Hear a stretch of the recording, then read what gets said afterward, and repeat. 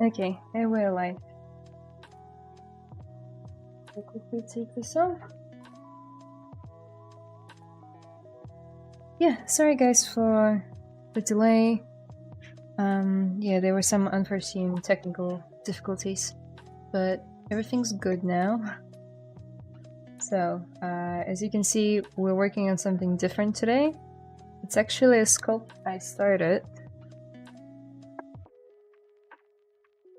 on my iPad. And it's a perfect opportunity to show it off. Yeah. So, that's a bust I sculpted in bed a couple of days ago. It's a vampire, even though he doesn't look it yet. The concept artist is linked down below. And before I start,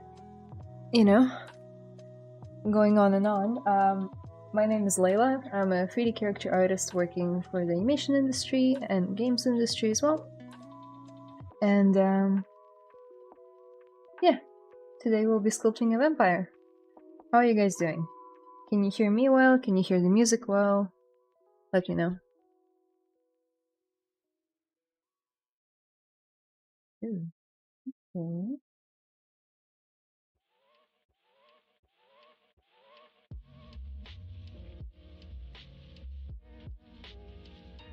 We'll quickly find the concept art.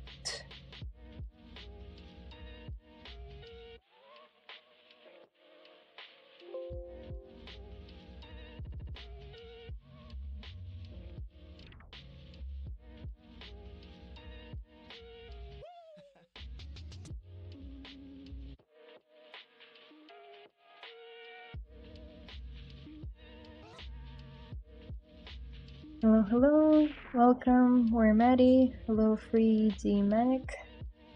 I'm doing good, thank you. Doing well, waiting for my flights to board. How are you? Wow, that's exciting. Where are you off to? If you don't mind sharing. Oh, I haven't seen anything. Those were some passport photos.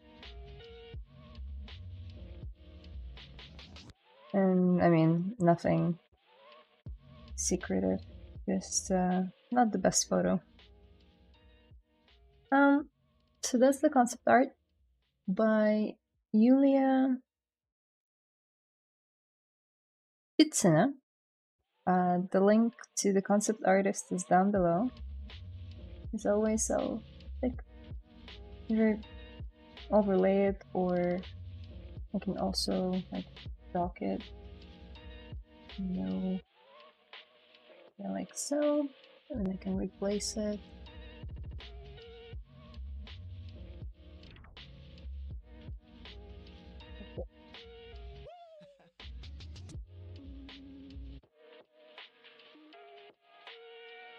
Oh, that works. Off to home, my town, for holidays. Sounds good. Hey Layla, I have to go, but I might drop by a little later if you have the strength and time, but good luck sculpting the vampire. I love this stuff so much. Oh, thank you. Yeah, drop by. I mean, it's Friday here, and I'm off work, so I might sculpt a bit longer than I usually do, maybe like 2.5 hours. So yeah, might see you. Ayo, let's go. Oh, I saw this on ArtStation yesterday. Yeah, me too. And I messaged the artist straight away and I was like, hey, can I use it? And she was like, yep, go ahead.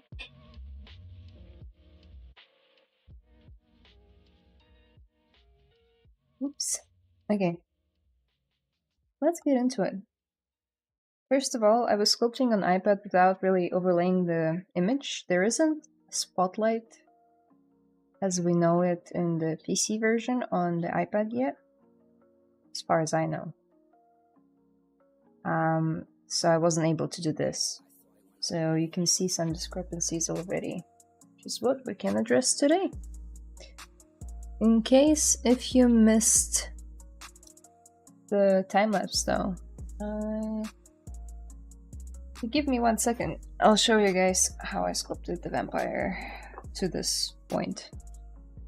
Then we'll go from there. If you have any questions, as always, please write them down in the chat. I'll be happy to answer them.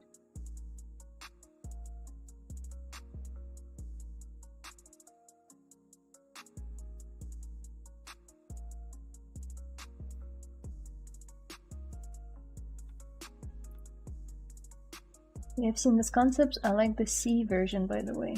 Oh, which one is maybe C? Oh yeah, it does look cool. But I do like the tilt of the head on this one.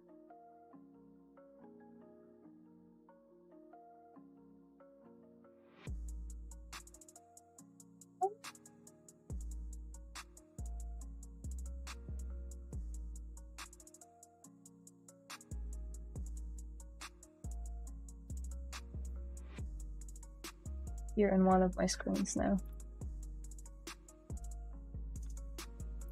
Ooh.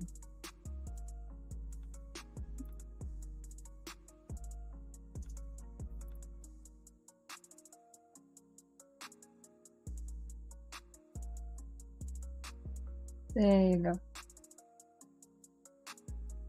So that was me like 2 days ago in bed, just having a little fun with the ZBrush on iPad. It was a little bit weird not to have my keyboard to the side. That being said, you can have it, like iPad supports Bluetooth keyboards, so you could use that. I think it only responds to like Control, Shift, Alt kind of keys. It doesn't really support like any other keys or custom keys that you might have. That's what I've heard anyway from Ashley. I was on her stream the other day and yeah, chatted. Hopping on here, Twitch is not working well. Says it's working, but oh well. Hello, Anjana, welcome. Yeah, pretty slow, but yeah, keep on refining the face a little bit more, and then I'll add the neck and the torso, kinda. The upper part of the torso. Yeah, like the chest area.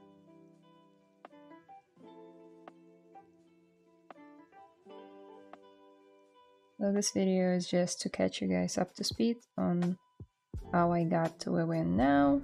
Obviously it needs lots of like revisions to get closer to the concept, but I think over like it took me roughly 2 hours to get to this point. So let's keep on refining. Okay. So the way I like to do it to find where I'm falling short on the concept is try to match the angle to the one that he has in the concept. And I like to increase my focal length slightly, maybe like 65.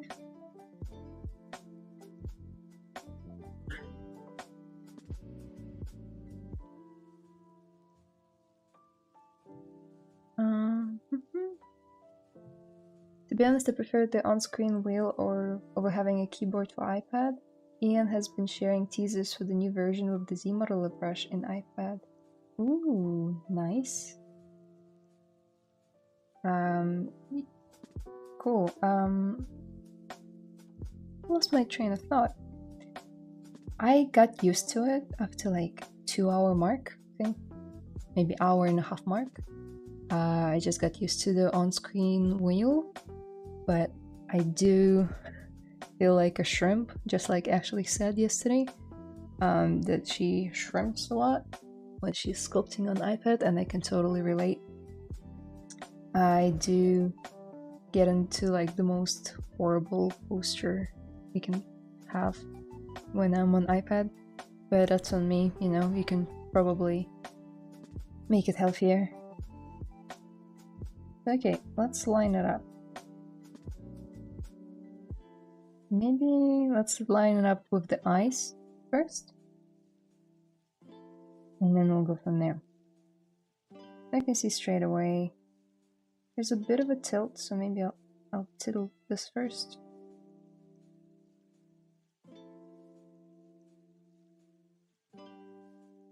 Not too bad. We really need to just move the... Let me make it more...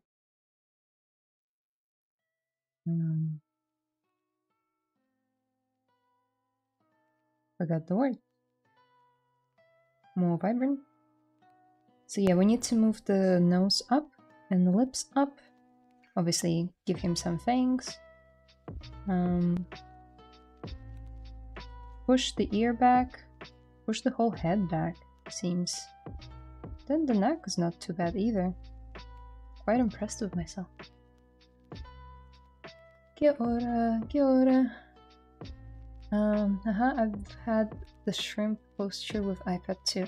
Yeah, so my back was not happy with me the next day, so please find a better posture when working on iPad. Because you can get carried away pretty fast. And then notice it. Okay, looks like his jaw needs to be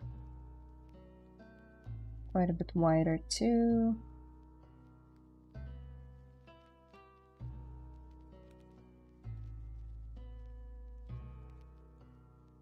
So right now, these are 3 separate pieces.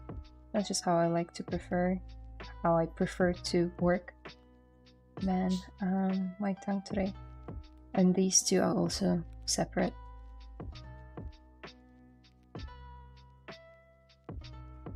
Let's push the ear back.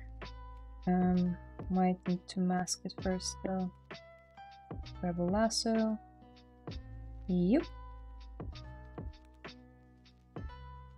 And some manual masking as well.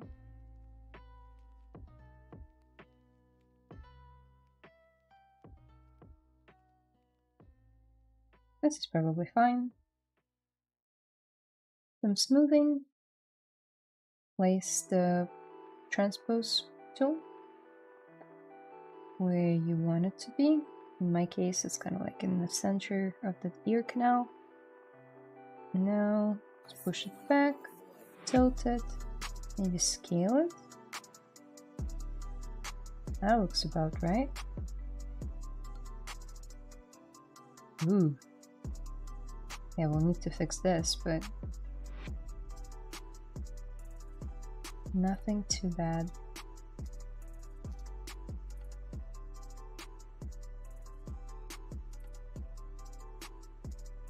I think the head is tilted up a bit in the concept out here. Yeah, me too. Maybe even more. Like this.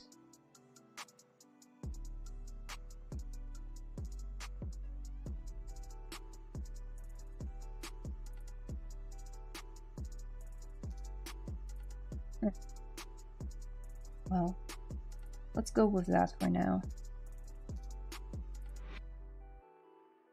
Is it possible to create polygroups from creases? I believe so.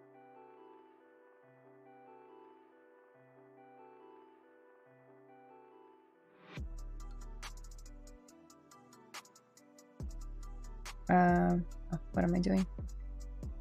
ZModeler, crease, edge look complete.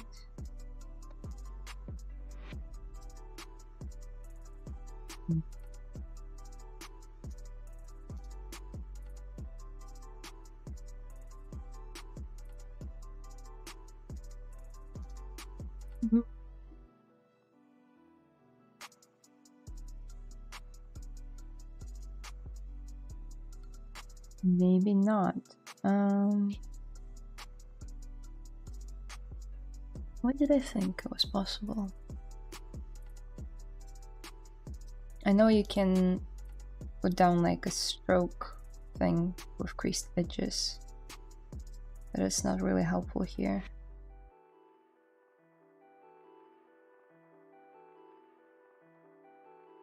You can like polygroup polyloops, which is similar to crease edges, but it's for faces instead of edges. It's a good question. It doesn't show any like visible options for it in polygroups. Ranges, normals.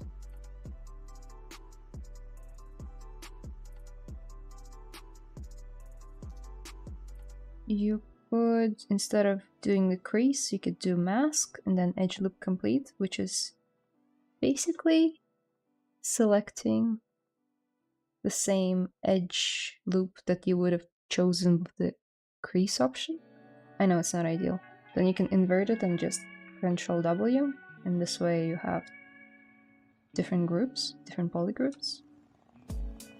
Otherwise, yeah, not too sure.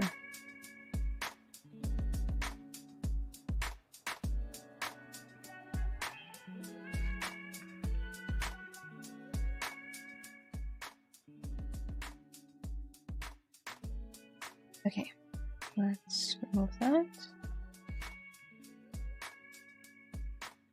I can like look into it after the stream. Maybe ask Ian.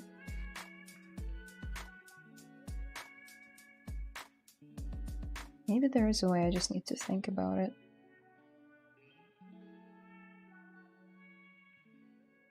So you want the crease line to separate two different polygroups, right?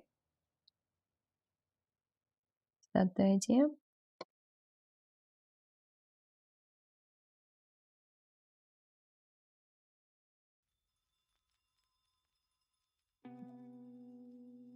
Guessing it sort of helped.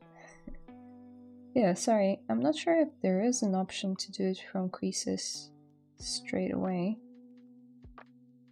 but I have a feeling that there are some other ways to achieve what you're trying to achieve. You can flick me a message on Discord and I can like help you out there if you want. The link is in the description.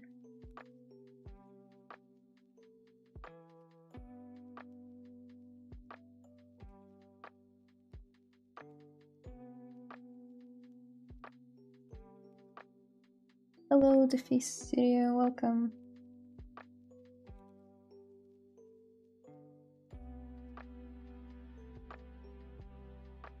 Okay, his lips.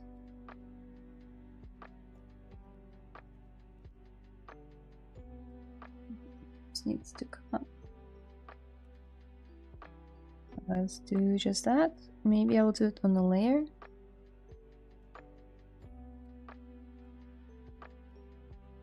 And then same thing for the lips.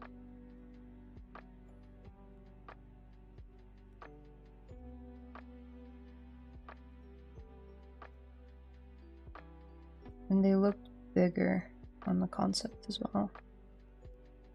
Let's see. Oh.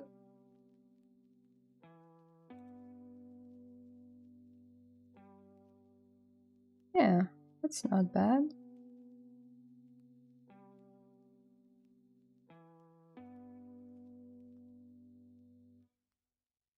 Maybe we'll make the nose a bit wider too.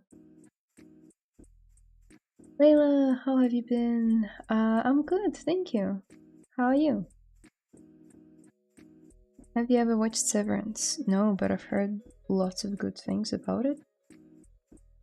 People have recommended it to me. I'm currently watching another TV show, so there's just not enough time in the day for more than one show. But yeah, do you recommend it? I haven't seen you streams in a while. I've been streaming consistently every other week here, another in Discord. So that stayed the same. The only thing that changed was the time, because we now have more people streaming. You might have noticed in the past few weeks. new names or returning names. So yeah, it's exciting. We have more talent on board to teach their ways of sculpting. Okay, let's bake this and smooth this out.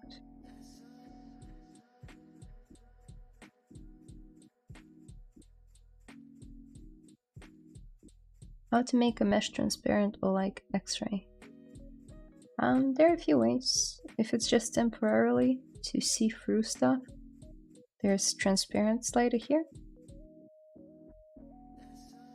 So whichever object you're on will be visible. If you want everything to look transparent, you can switch to something like a sphere and make it very small and like out of the way, and now you see everything is like sort of X-ray-ish. That's a cheap way. Another way would be, let's try and make his head transparent. That would be for rendering. So let's turn this down. It's kind of like the quality of the render. I don't want it to be super good or anything. It's just for the demo. So you go to display properties and you go to BPR settings, and then you turn on BPR transparent shading. And it says the transparent option in render palette is currently off. Would you like to turn on the transparent render property? Blah blah blah. Yes. Basically just say yes. Now if you render, the head is transparent. It works for like characters when you have like, I don't know, some sort of glasses or a transparent element to them. So you can set it on the subtool basis. You can make everything that you want or don't want transparent. So that's another way. Let's turn it off and let's save as well.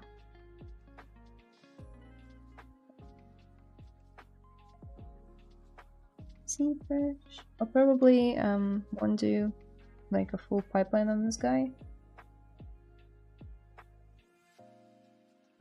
It'll just be like a quick sculpt with marmoset render, and the fawn girl that we did last time, I'm working on her as well. So I thought that I'll just finish her off stream because there are only very few things left, like her jewelry in the hair and yeah, just like some posing, minor stuff. So the bulk of the work has been done on stream, and I'll just post her once it's done. I haven't been keeping up. Fair enough. We'll get busy sometimes. Another tricky question is, how do you use trim brushes in ZBrush? The ornamental trim brushes for ZBrush aren't IMM, but just alphas instead. How do you make an ornamental pattern go around the mesh? Aren't IMM, just alphas.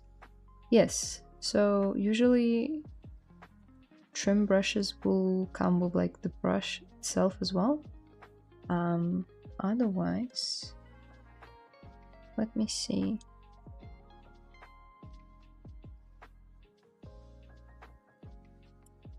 I haven't done a lot of like architecture, like environment stuff in ZBrush. I'm not too sure. We can try. Standard, and then you'll have your alpha. Say that's the alpha. And this is what you get normally, right? Ooh. You could go to, no.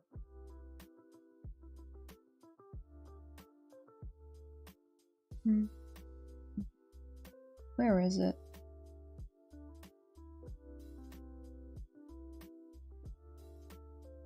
So here you would modify the alpha itself. But where is the... I thought it would be in stroke. Okay, that's kind of working.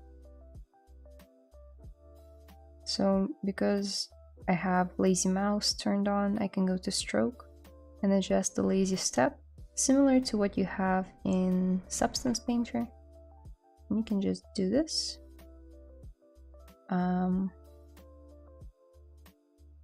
I do like to do most of my ornamental stuff out of like substance, though, out of textures. But yeah, usually those trim brushes come with like a screenshot of settings that you should use to make it work well in ZBrush.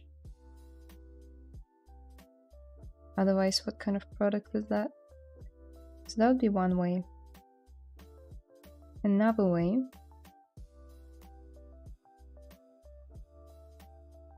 let me see, ornament, alpha. I'll try to find something real quick.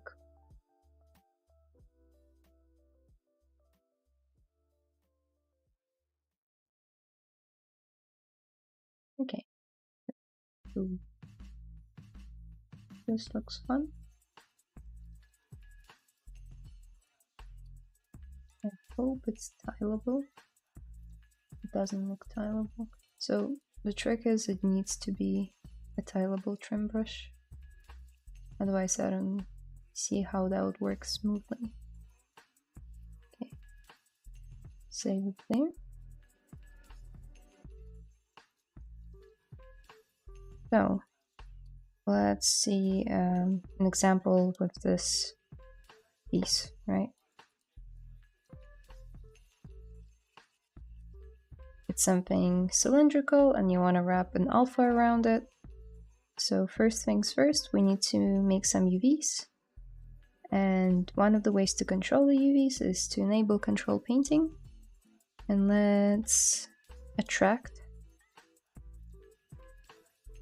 the seam somewhere, let's say there.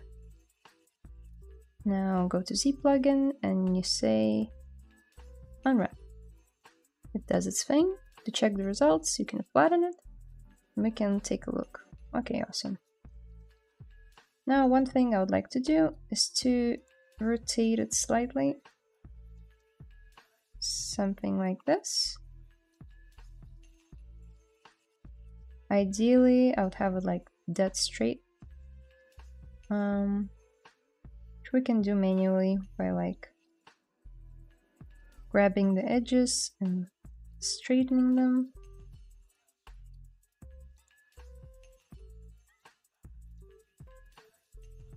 And scale them a little bit too.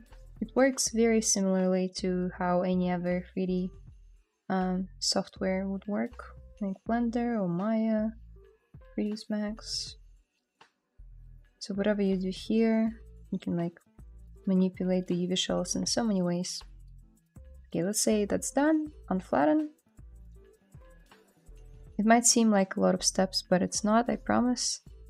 Now, if we go to surface, noise, now we can turn that alpha on. I think it's this one. Okay, let's mix basic noise to 0 and increase the alpha scale. And turn on UVs.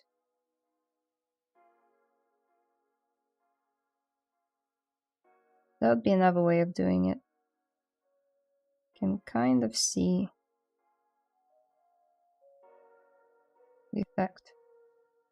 And now we need to apply it, but because we don't have, we can like crease the edges, like the borders, and let's add a couple of subdivision levels. Maybe 5 will be enough. Now apply to mesh. No, 5 is not enough. Okay. And yeah, kind of got it. Maybe stronger strength. Apply to mesh.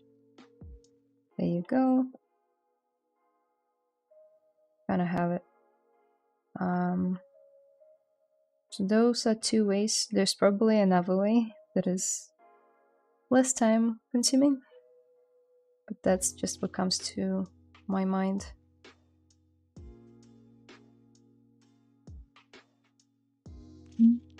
but I'm glad I caught you at the right time. Yeah, me too. Thank you. All good. Hello, nice to meet you. Hi, Violet.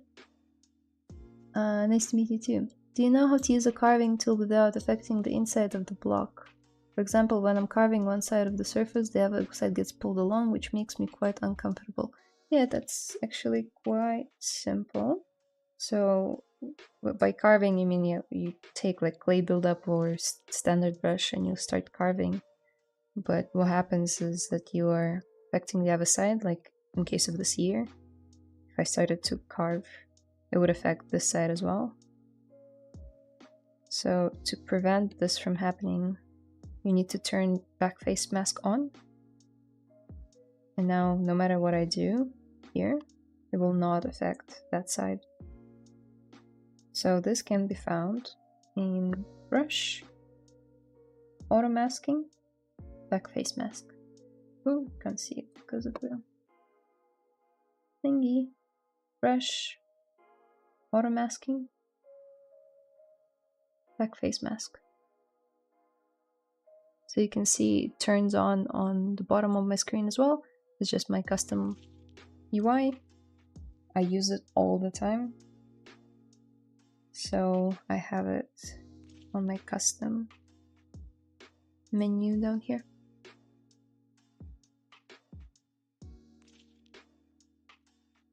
It would be amazing if ZBrush made a Bezier curve system to easily and precisely manipulate curves however we need it.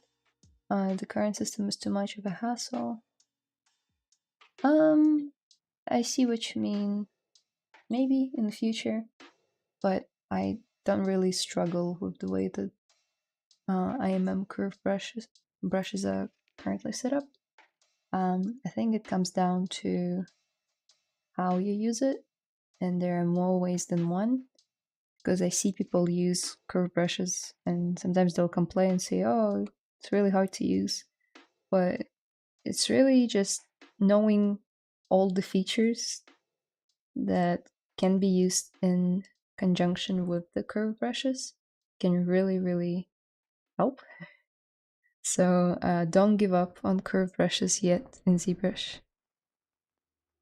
They're pretty strong, but I know what you mean with the Bezier curves. They are easier to control in some cases.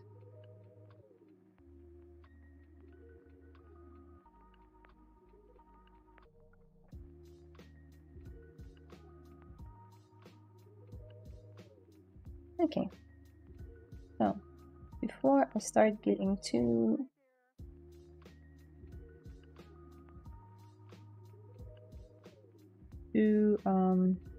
invested in the details, I think I should start like adding all the other parts of this dude, like his hair.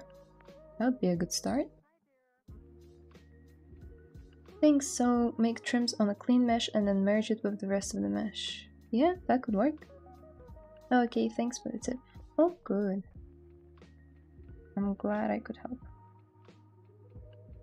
And make this have a bit wider for here. And a bit softer for here. Although nobody will really see it. Okay, so let's assume that his hair starts from here, goes down here. For moments like these, I like to turn perspective off. It's my preference, really. And let's remove some of that ear mask. Okay, that looks good. Let's go to extract. Might be too thin. Might be too thick.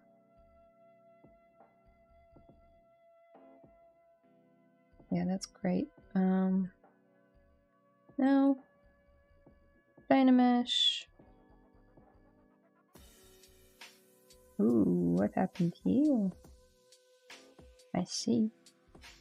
So must have grabbed the other mesh as well. So let's just Control Shift grab a piece of geo and then Control Shift A to reveal the entirety of the mesh by connectivity of polygons. It's just a neat little thing for you if you haven't been taking advantage of all the shortcuts that ZBrush has to offer. That's your cue to start using them, because in the long run you're saving a lot of time.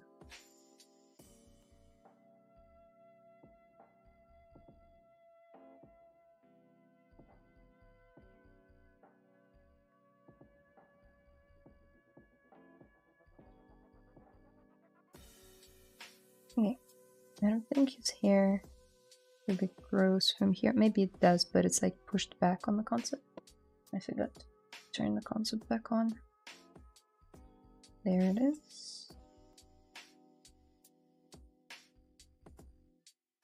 No further questions, so I'll keep going, but if you do come up with any, I'll be happy to answer. If I know the answer to them. Sometimes I don't.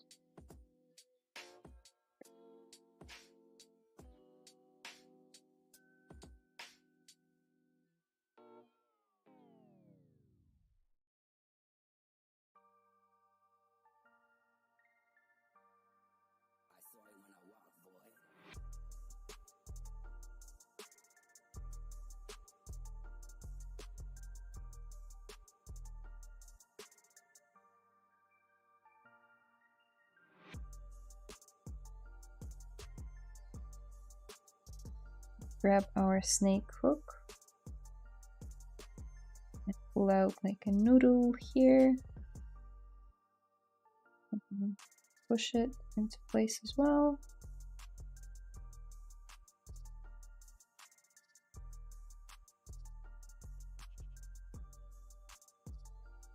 And let's grab an inflate brush and really go all out with it. It's got these two really cute, I don't know what to call them, ponytails? Like this. That's a cool hairstyle. I like to think that he spends at least an hour in front of the mirror in the morning. Ooh, what was that? Mirror, mirror and weld. A hole. Well, I brought it upon myself. Let's quickly fix it. Just push stuff around until it touches everything, and voila, no more hole in the mesh.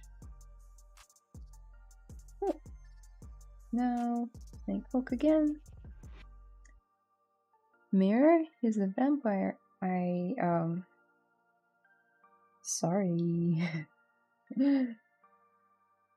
Yeah, didn't think of that.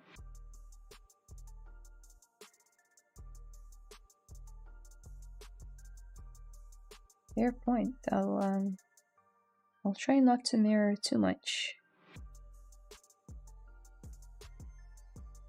Wouldn't want to displease a guy like him.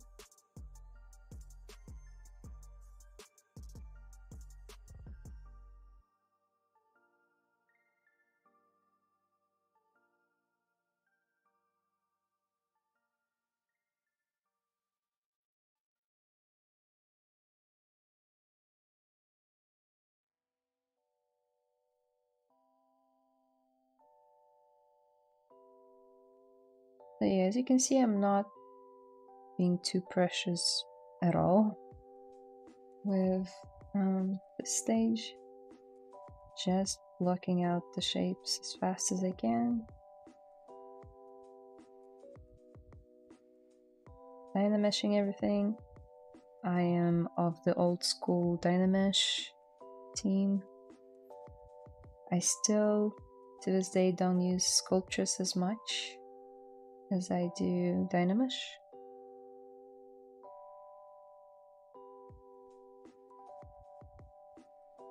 What about you guys? Are you team Dynamesh or are you team Sculptress?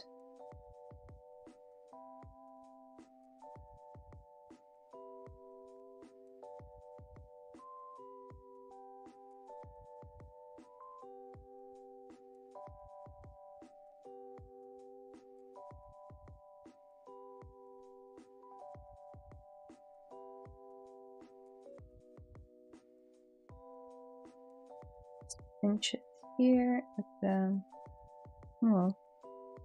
pinch point of the ponytail. Now it looks kind of like onions. 2 big onions, and that's not good. He's a vampire. Wait, of them. I'm not sure what their pronouns is, but I'm sure they wouldn't want me to compare their hair to an onion. But who knows, maybe it's a myth.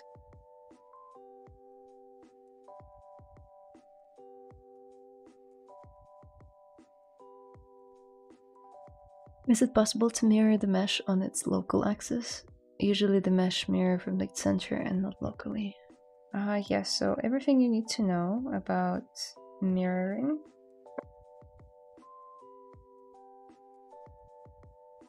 Let's say I only had one part of the mesh, right? And I wanted to mirror it. If I were to just do mirror and weld, well, first of all, it would just create this strip because it's mirroring this side to this side, and all this side has is like this little strip of polygons. So first of all, we would need to do a normal mirror, and you can find all of them in transform, or no, sorry, in the geometry, modified topology. Yes. Mirror and weld and normal mirror. Where is it?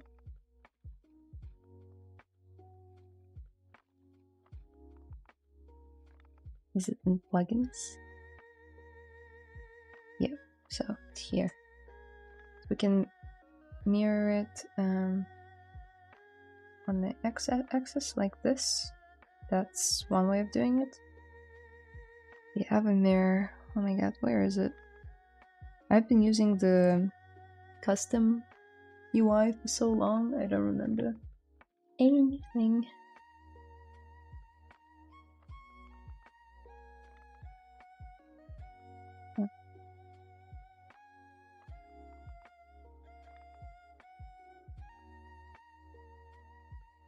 Where would it be?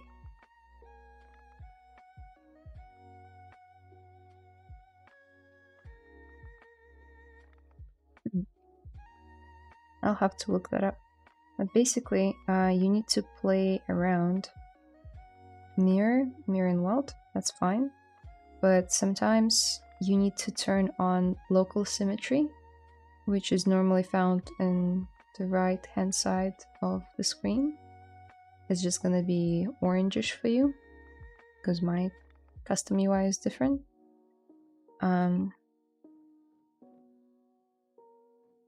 So right now, because everything is like perfectly centered, nothing really works.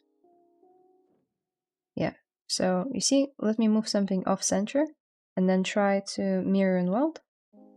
This is what happens. Gives him a beard.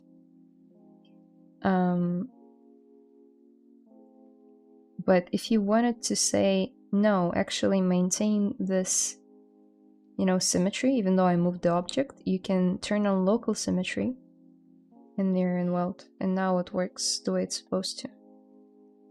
So play around with this. Sometimes you need to turn off dynamic, which is really hard to see, but by turning this off and mirroring, it can fix some of your issues as well. It all is very like case dependent. So try turning this on and off and mirroring.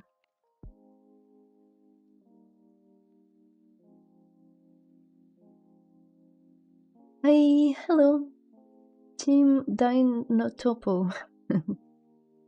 Dyntopo, what's Dyntopo? Dynamic topology. Team Dynamesh. Yay, let's go. Dynamesh. Yes, I see. Now that I think about it, shouldn't vampires always look ragged since they can't see themselves in the mirror? Maybe they groom each other like cats? Well, now you put this image in my head, and that's gonna be the last thing I think about before I fall asleep today. So I guess thank you.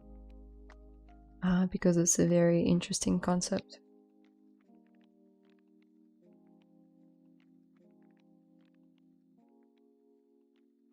Now I want to sculpt two vampires grooming each other like cats because they can't see their own reflections in the mirror.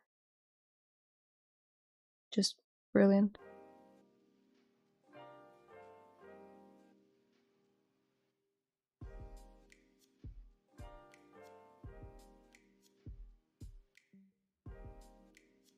I have to pull like the whole weight of this bun down.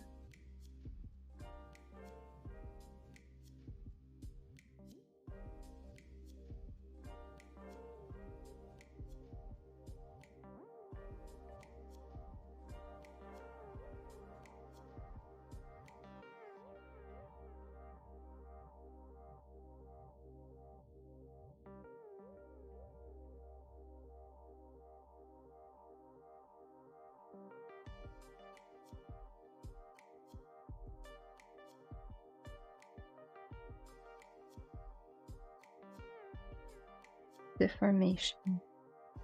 So what do you mean by deformation? Ah, is that where mirror is? I see. Thank you. Yes.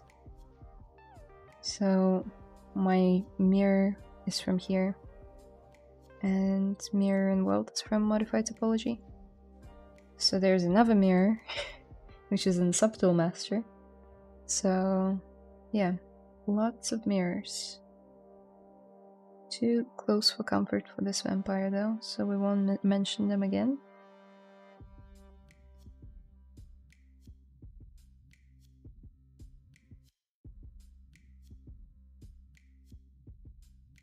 Is trim dynamic better than flatten brush? I very rarely use flatten. Where is it? I feel like flatten and trim dynamic are almost the same. I do feel like trim dynamic is stronger. I wouldn't say one is better than the other.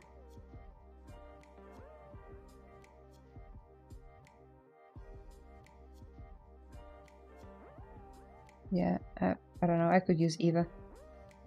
But I prefer to use trim dynamic. There isn't much of a reason there. I just memorized the hotkey of the trim dynamic first, so I guess it just stuck around.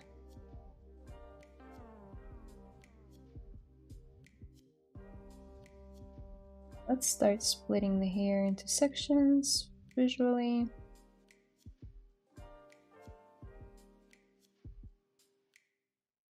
And by the way, it's just a rough version of the hair. It's not gonna be the final sculpt. So again, not being too precious with it.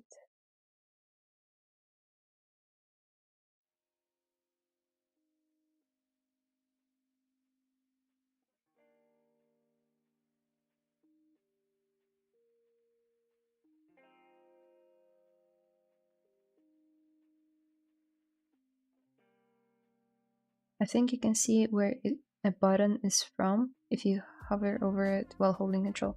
Yeah, I noticed that as well. But if this menu is closed, I wouldn't have been able to see, you know, where it came from.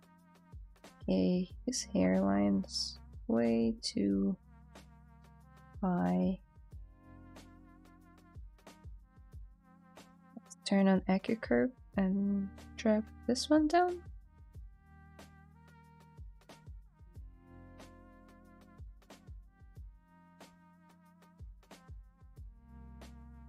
I don't know, his hairline is kind of like very low. Like it starts somewhere here. Oh well.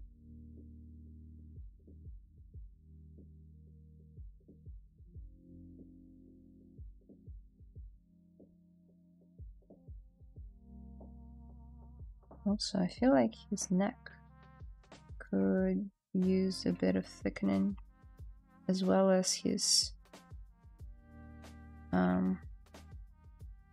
bust. I noticed that on the iPad as well, but didn't really do anything about it.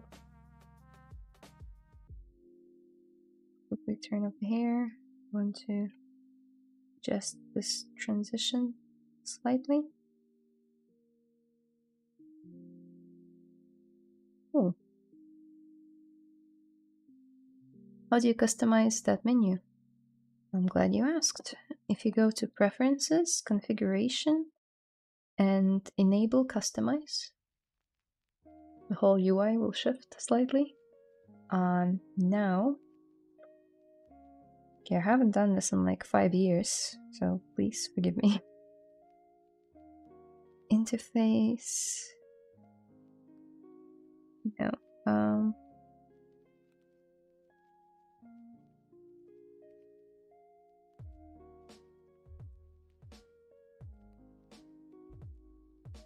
Custom UI. Create new menu. Let's call it Layla 2. Because the first one is called Layla. And it will pop up here. And now it's kind of like empty. So we can like dock it to the side. Dock it. Yeah. Can't see it. Okay, let's say it's there.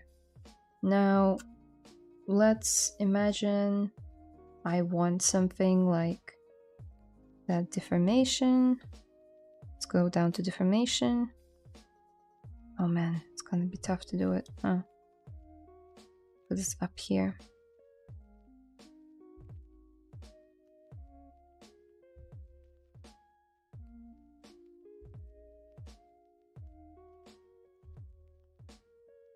Let's try and put it there. Okay, that's good.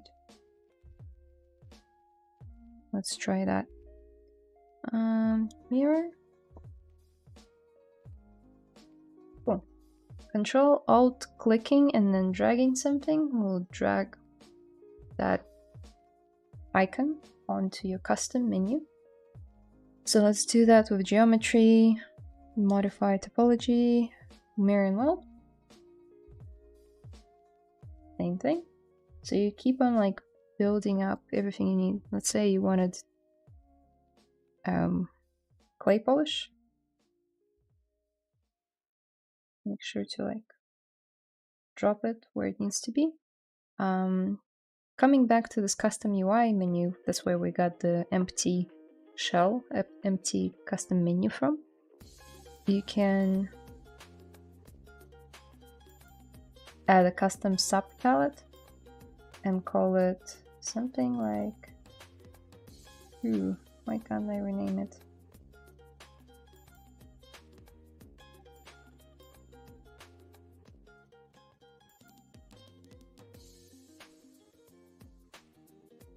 Not quite sure.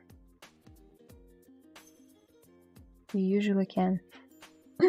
Sorry, again, I'm really not used to this whole thing because I've only done it once years ago. But yeah, that's basically how I made this one. Just by dropping everything I need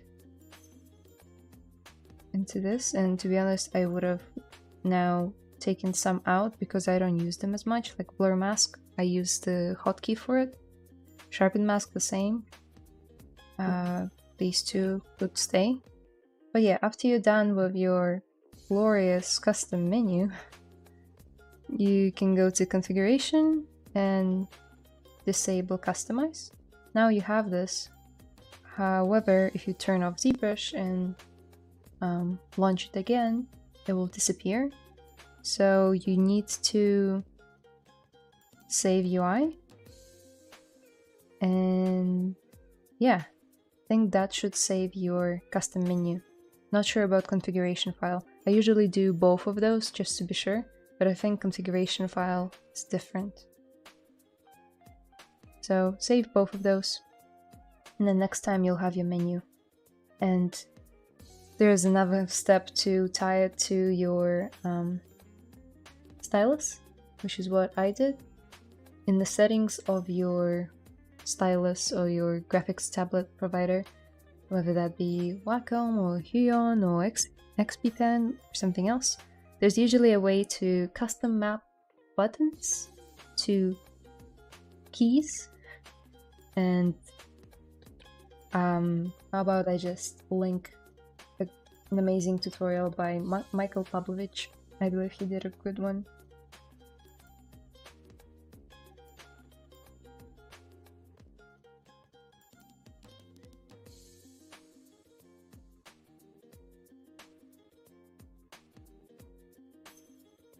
Let me quickly find it. Yeah, this one. So, catch it.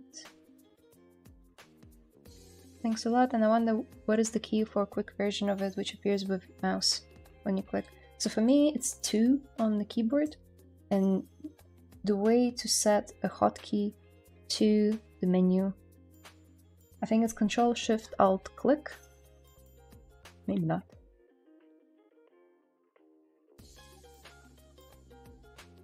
Okay, it's Control-Alt-Click. Now you see ZBrush is saying, press any key combination to assign custom hotkey or press Escape to cancel. So I set 2, and then in my graphics tablet settings, I set 2 to this button. And now every time I press it, I get this menu. So that's a quick overview. A more detailed overview, again, as I said, Michael Pavlovich did a great job at explaining, as he always does.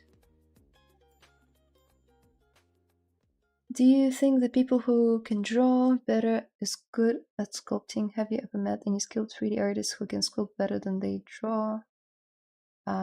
Okay, so I definitely think that if you have a strong 2D background, your skills will partially translate into 3D. And the artworks that I've seen from talented, well, I don't like the word talented, from skillful 2D artists, they definitely, when they transition into 3D, their level is just not a beginner level at all. It's like already intermediate in terms of sculpting. Not technical details, but sculpting, yes, for sure. It can have an impact. Have I ever met any skilled 3D artists who can sculpt better than they draw? I have. I'm not the one to judge people on their skills. So even if I have, I don't think that thought has ever crossed my mind. I try to not be too judgmental. So, not sure. I've met many people who are artists, and they are either great at 2D and 3D or only one of them. It doesn't mean you can't get good at either. You can.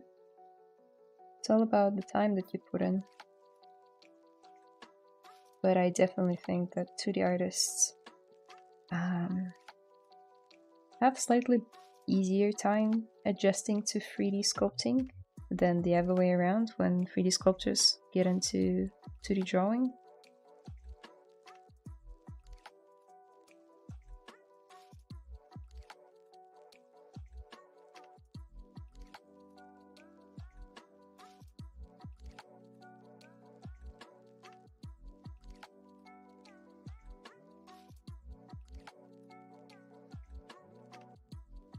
I think people without drawing skills can achieve good results, but they will take much more time.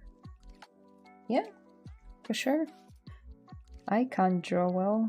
I attended art school, and studied, you know, traditional still life drawing and all the techniques. I mean, I had great fun, but I still can't draw very well. But 3D just clicked for me better than 2D ever did.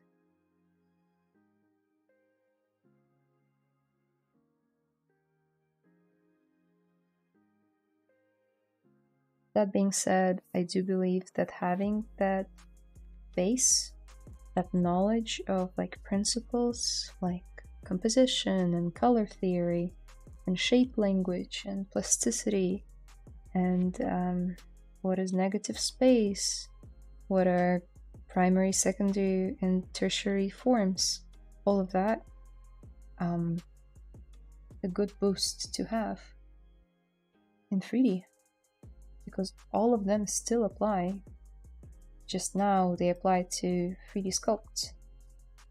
What's going on with my dem standard? Okay.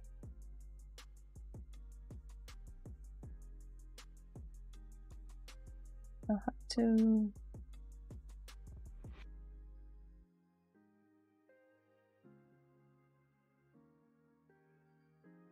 mask this one.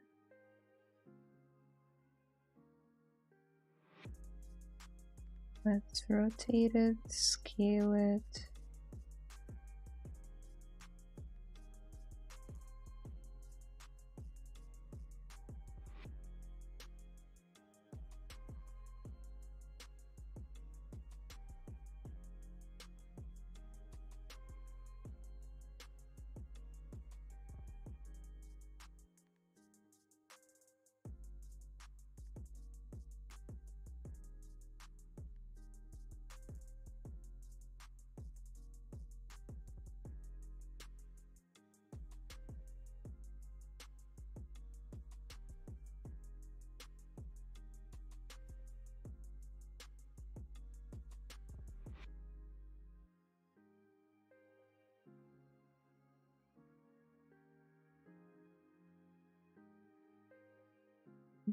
Johannes Helgson?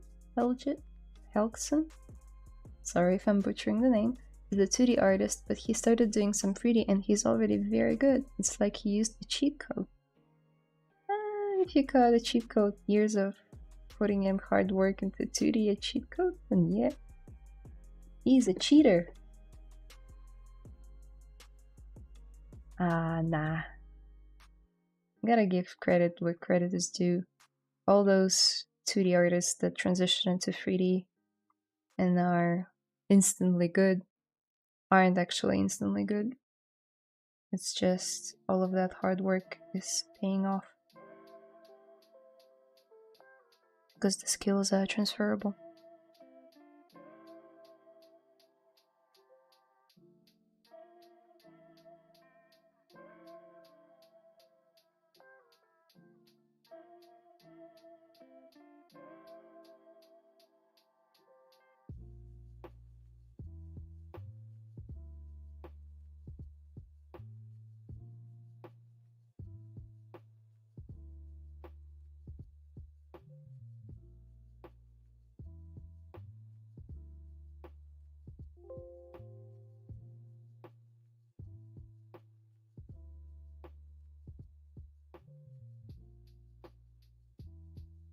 One thing I wonder is that when you model in a stylized style, it usually has smooth square angles, but when I do it poorly, it looks like you did it on the face and hair. Can you provide basic instructions? Can you please elaborate on that? So, when you model in a stylized style, it usually has smooth square angles, but then when I do it poorly, it looks like what you did on the face and hair. Yeah, I mean, it's just part of the process. I'm by no means done with this. It's very low poly, very badly optimized topology sculpt, which I'll clean up later once I have all the pieces that I need on the table. So, oh, sorry, just noticing that his neck is way too thin.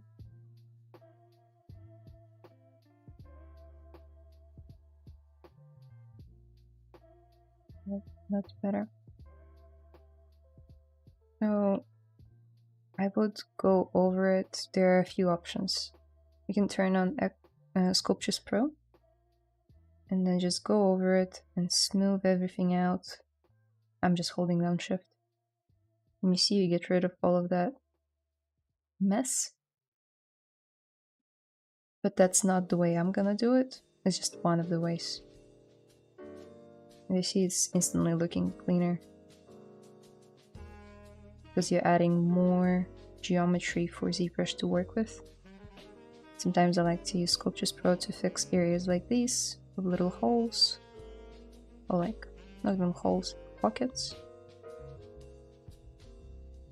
But yeah, there's another solution to that. I'm just not gonna get into it right now, because it is quite a rabbit hole. So yeah, I'll keep it for later, once we get to it. Which might not be this stream, but I will definitely cover it. It's just part of what I always do with all of my characters, so if you need to know now, you can go back to any stream that I've done in the past, and I show it there. The process of ZRemeshing and reprojecting the high poly on top of the mesh, and then polishing it. In 2 words, that's what I do. I'm making my character for 2 months now. Oh, cool. Must be one complex character.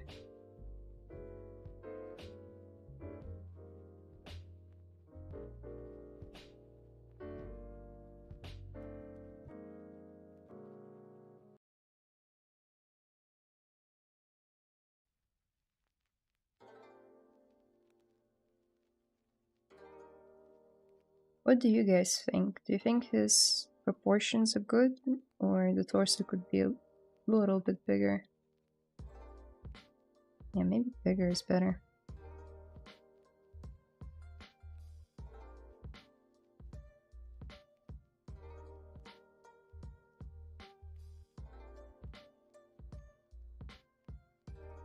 I feel like his neck is really long.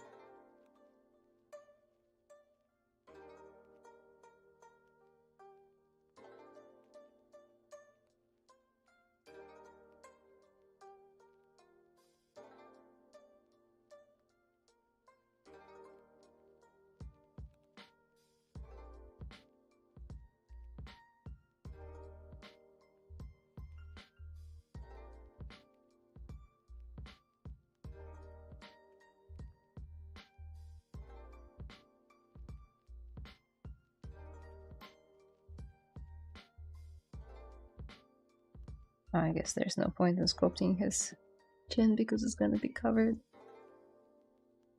Okay.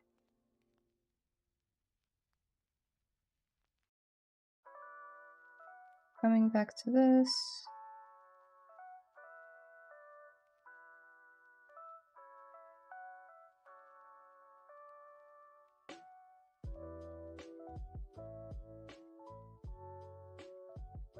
I need to decide if I'm gonna combine the neck, the torso, and the head together. I have a feeling that I should combine the neck with the head and leave the bust area alone. Ooh, nasty. What is this?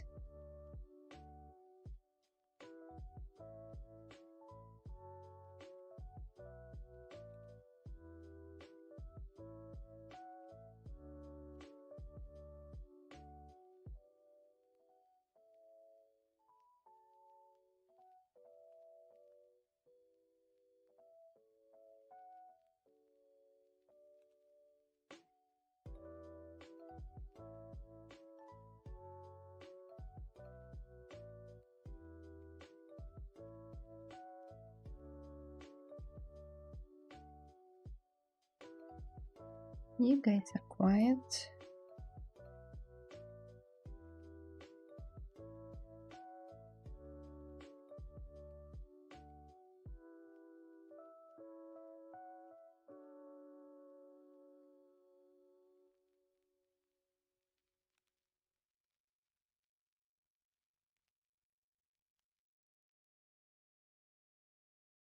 Anyone working on something right now as well? Or are you just sculpting along, or just watching, learning?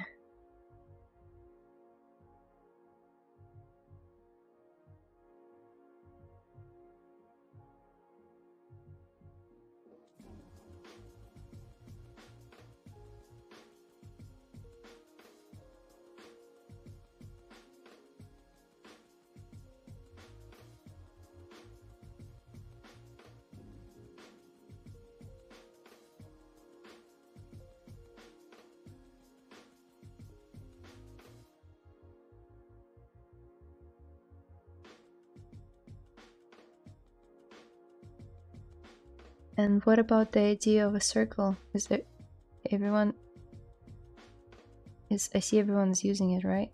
Idea of a circle. What idea of a circle? Circle for what? When's the next stream for feedback? I gotta get the kit post before the final print. Yeah, we can do it next week. It's the same time every week, but every other week I do it in Discord and not here. So just, yeah, don't miss it. Same time, just different place.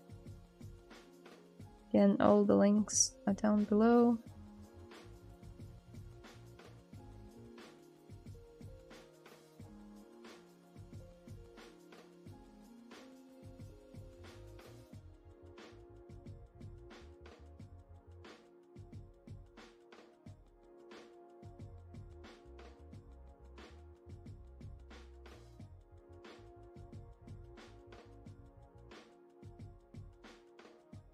Question please, was this concept art provided by the studio or someone else, or you made it for this class? I mean, because of the angle of the draw, as a beginner I could never transpose it to 3D.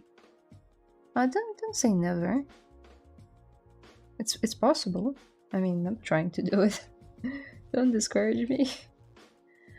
So this concept was drawn by fantastic Yulia Tichkina?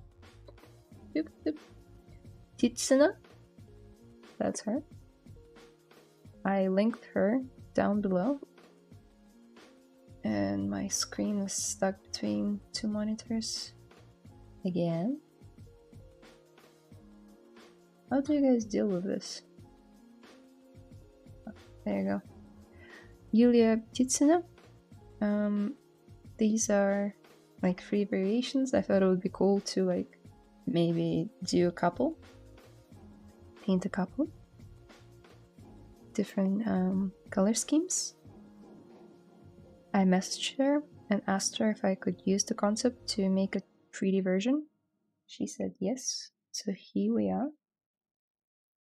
It was not made for this class, and I specifically chose this concept because I like the angle and I like the colors and the shapes. So it makes for a really good challenge, you know?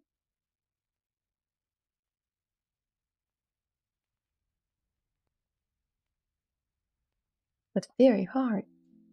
Fair enough. Thanks for showing. All good. Yeah, I am calling it a challenge for a reason.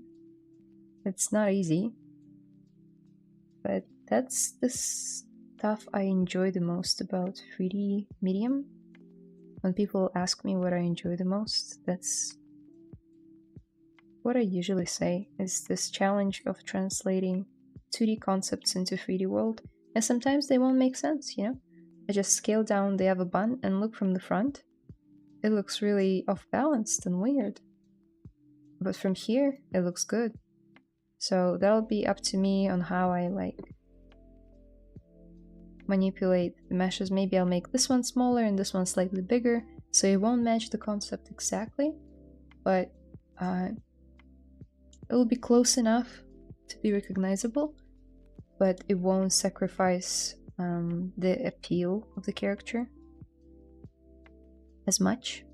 Because when you look at him from the front, it's kind of weird that there's so much mass here and so little mass here. It's like he actually doesn't have a mirror to look into to check whether he split his hair down the middle or to the side, you know? Maybe the theory with the mirrors is right. And they need to groom each other as cats. We don't know. So, yeah, that's the sort of thing I enjoy the most, is running into these kind of issues and seeing how I can solve them. See, that's what's weirding me out. It's the lack of eyebrows. I've been trying to understand what that was. Okay. Let's please give him eyelashes. So I have an insert eyelash brush from Polygon, I believe. But it comes with the weird material, so I need to reset the material real quick.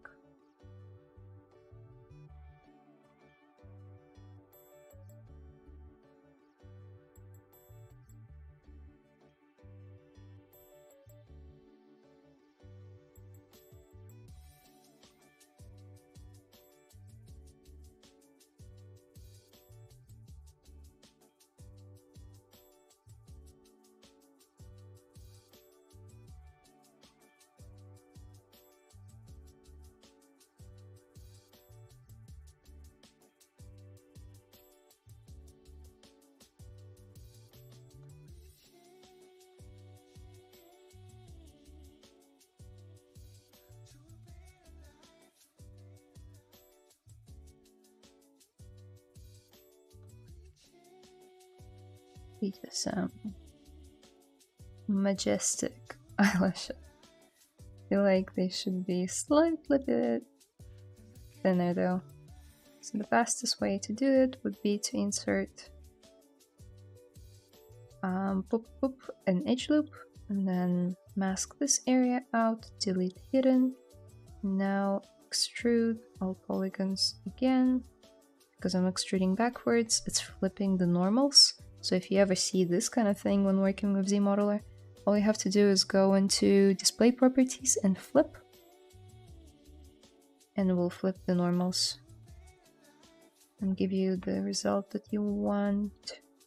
Now let's add this and this. Maybe crease polygroups for now.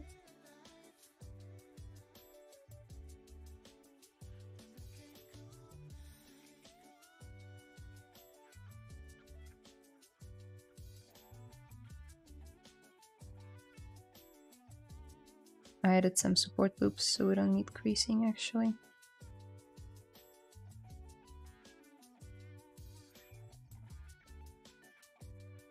Okay, lashes. The circle tool you used 1 minute ago. What about that idea of a circle? See, everyone's using a circle. You mean this one? Spotlight? What the idea of it is? It's called Spotlight. You can bring in textures by going into texture, import. You import a thing. So I imported this guy. Now you have to select it. It becomes like active. And now you just click on Add to Spotlight, and it will appear like so. With the wheel will stay where you want to like place it. Just click on the area. And now opacity will do what it says. It will make the image more transparent, less transparent. I use it all the time to cross check with the reference. Don't go anywhere without it. I feel like its eyes are more closed in the reference.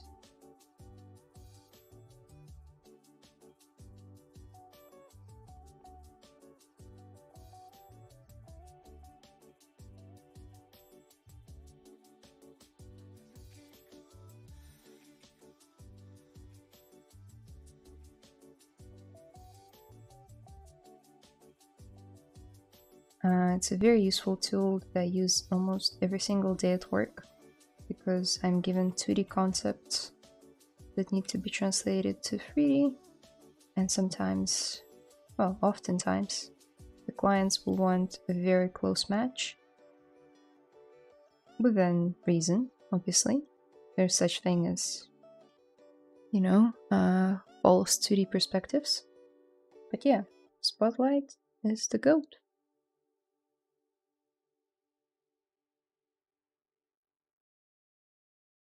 The magic wheel. Yes, a wheel of magic. Thanks for showing, all good. Do you think 3D AI will be able to do this kind of jobs? I can't tell you. I really don't know. They're already doing some stuff, but from what I've seen, it's pretty jank. So even if they did do some sort of basic 3D modeling for us, if you can call it 3D modeling, we would still need artists to refine it, make it usable. Then we need to retopologize everything, make UVs so they're optimized for the games or for the movies. AI is not gonna do that. It can become part of the pipeline. I can see that, and if it does, I'll have to learn it. But for now, I can't see it replacing artists. It will have to be a tool that artists use. When making these kind of solid eyelashes, do you usually make them touch the eyeball or leave some space? So it's not touching the eyeball, but it's touching that ridge where the eyelashes, you know, grow from. So it's touching should be touching, yeah, that area.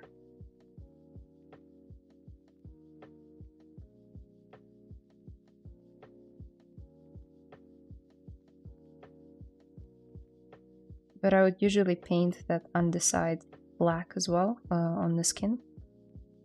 So really it can be touching the eyeball as long as it doesn't look jarring. You can get away with a lot of stuff in 3D.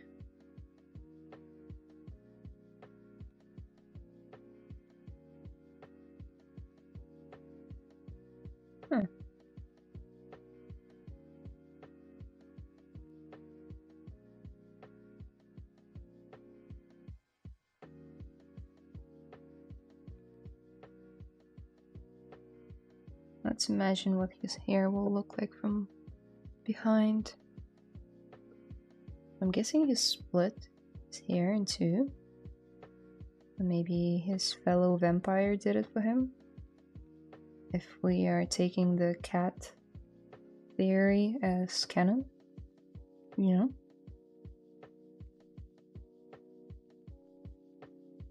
Grooming each other and all. So that's usually what my back of the hair of the head looks like if I do ponytails. And braids.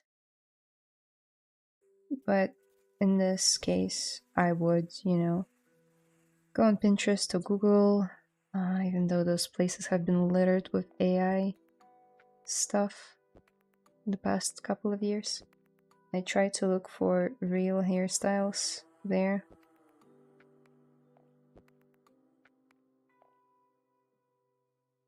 This guy's got a very anime-like hairstyle.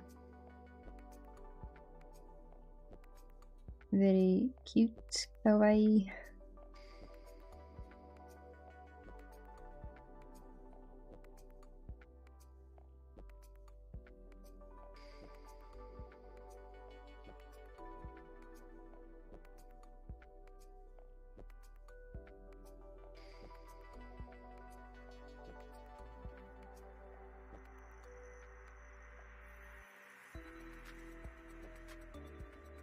I'm trying to split this off.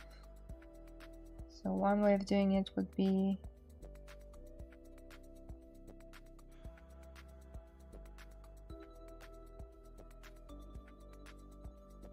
like so. Wait. Just want to mask this, and I want to push that whole bun up a little bit to make some space for those really cool looking hair ties, hair decor pieces. Yeah. You guys are fine. No questions.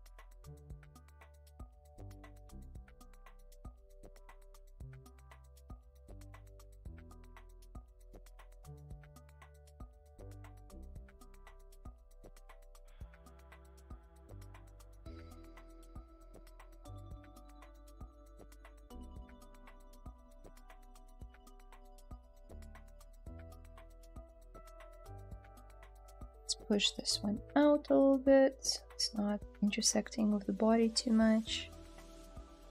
I also think I'm gonna save the Z project with the history real quick, because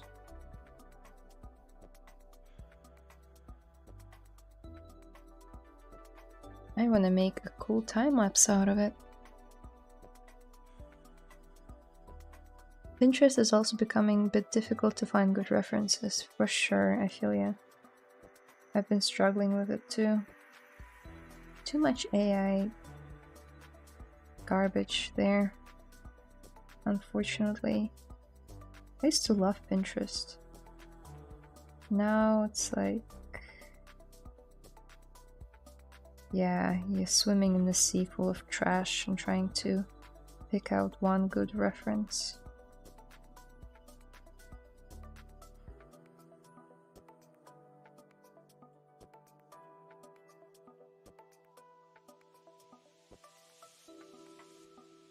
I feel like I'm turning into one of those Boomer grandma. yeah, boomer grandmas.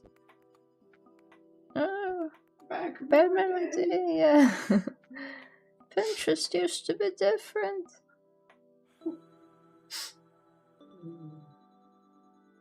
There were no AI girls with 6 fingers.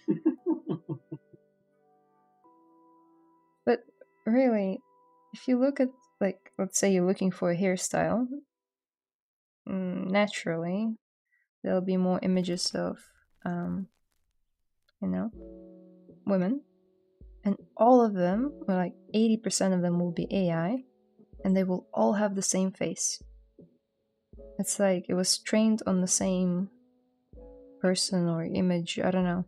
They all have the same features. They're just like these like Barbie dolls without any imperfections. They'll have like 1 or 2 birthmarks here and there, and that's it. They have like this washed out filter, Instagram filter on them as well. So you can easily tell it's AI. Well, I can. My grandma probably can't. She sends me these like glittery greeting cards on like every holiday. Just even on daily basis, no holiday needed. And most of them are made with AI.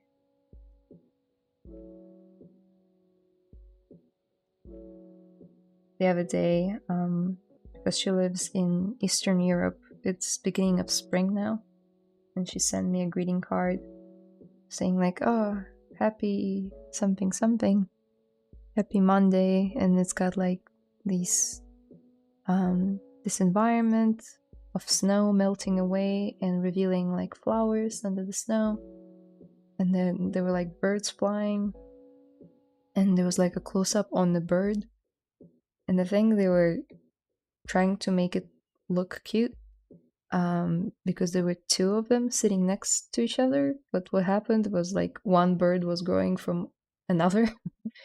It was like this mutated atrocity that was a bit disturbing, but overall the image looked peaceful if you don't really look too close. So I decided not to go into discourse with my 86-year-old grandma about what AI is.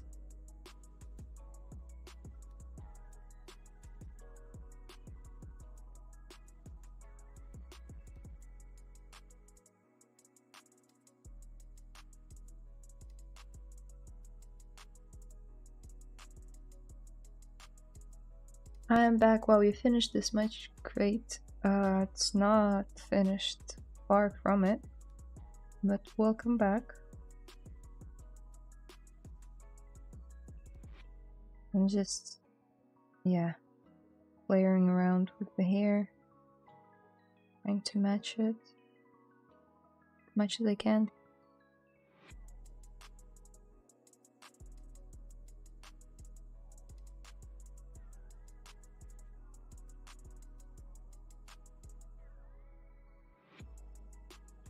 Pinterest has heard your objections to AI and decided to add even more AI and train AI on your saved images. Whatever. They can do whatever they want. I'll just adapt and become stronger, and I'll survive.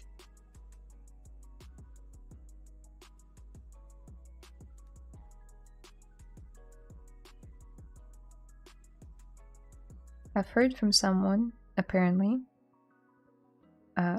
allegedly, if you go on Pinterest and you like type a prompt in, and then you start seeing AI, you can click on 3 dots.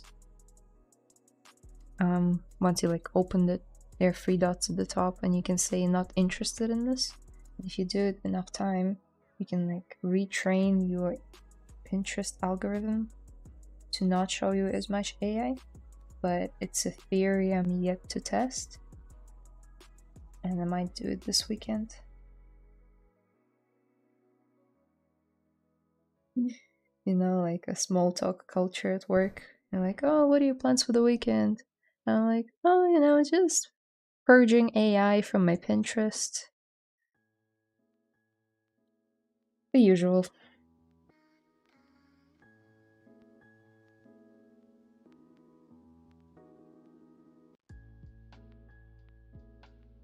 Dark in here. Thank you. There you go.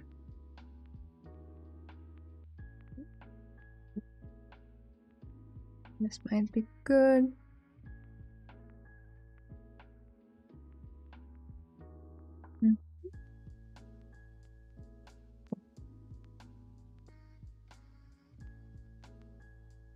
Third body horror. Yep. For sure. Okay. So, got a long way to go.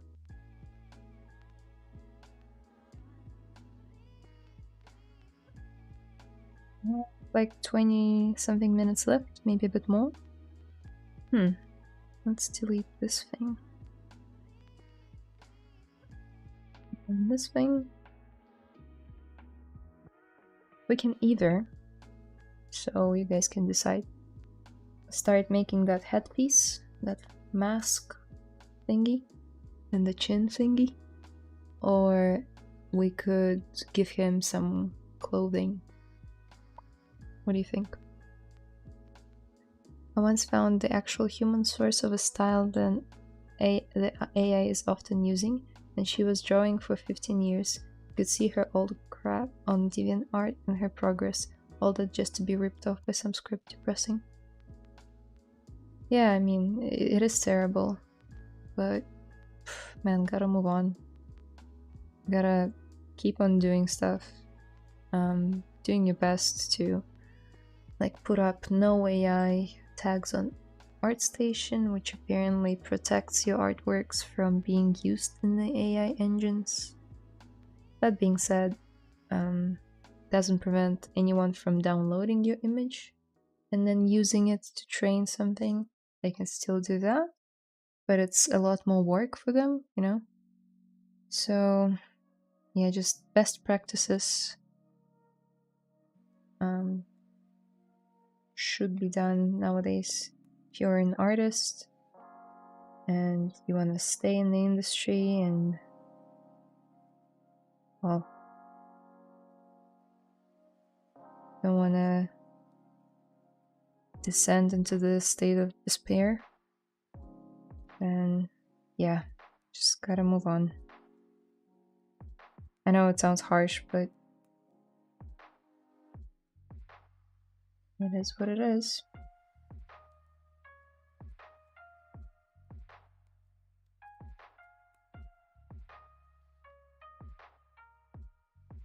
This vampire looks very elf-like.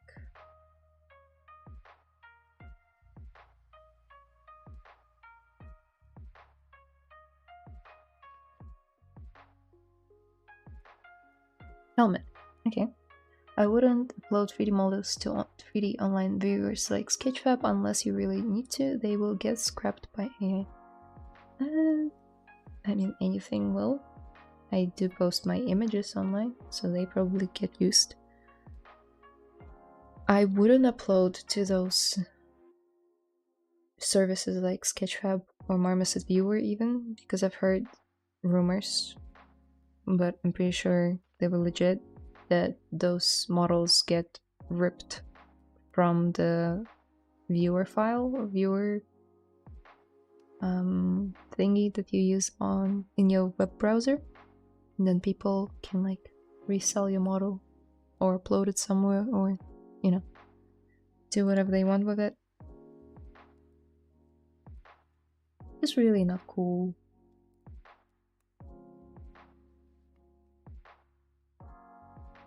When did internet become so unsafe? Was it ever safe? That's a rabbit hole I don't really want to go down on at 7:30 p.m. on Friday evening.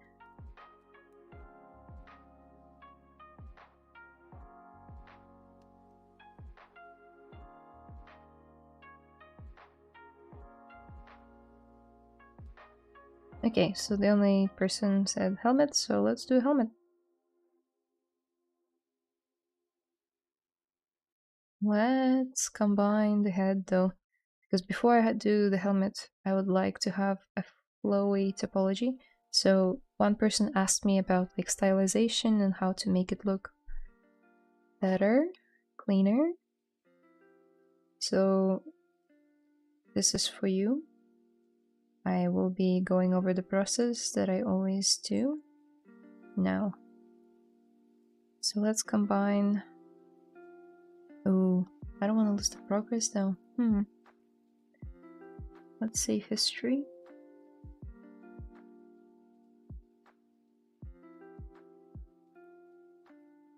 The internet used to be just cats grooming other cats. Touché.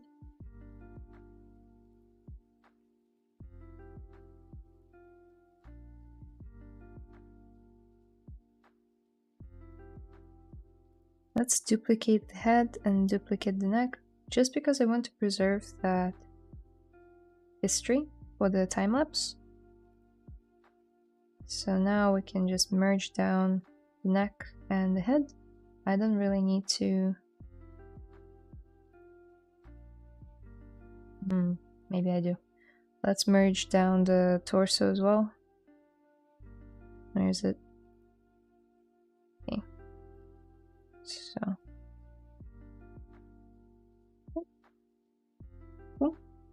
that's our guy. Disregard his back. I didn't really spend much time on it because I know we're not gonna see it. 3D artists are suffering the most. Yeah, I know. Oh, this area will need a lot of work, but at the same time, I'm not gonna see it. So, if we bring our gizmo or our transpose tool, click on the cog, remesh by union.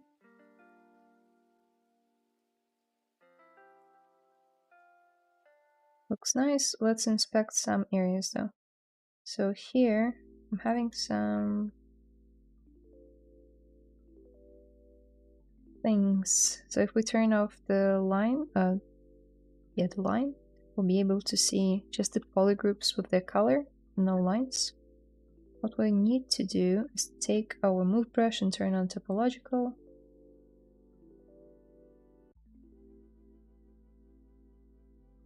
And submerge one polygroup under the other to create this somewhat clean transition.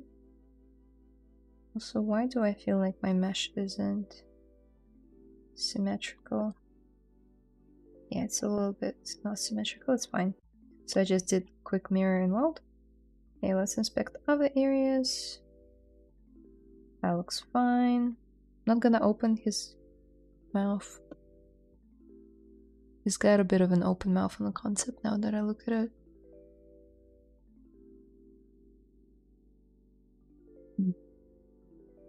I really don't want to open it because it takes so much longer. Let's try not open it, and then you'll see me suffering later down the line from making this decision. That's on me, you know? I'm an adult, I can face those decisions. Okay.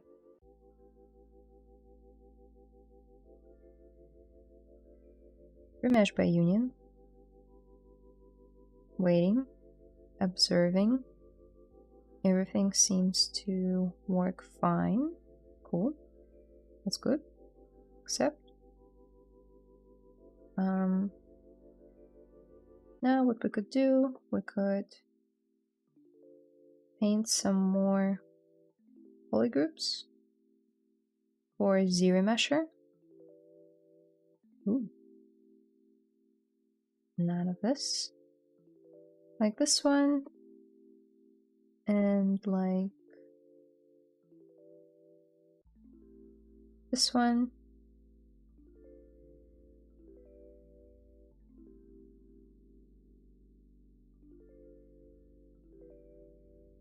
Awesome. Maybe clean it up slightly.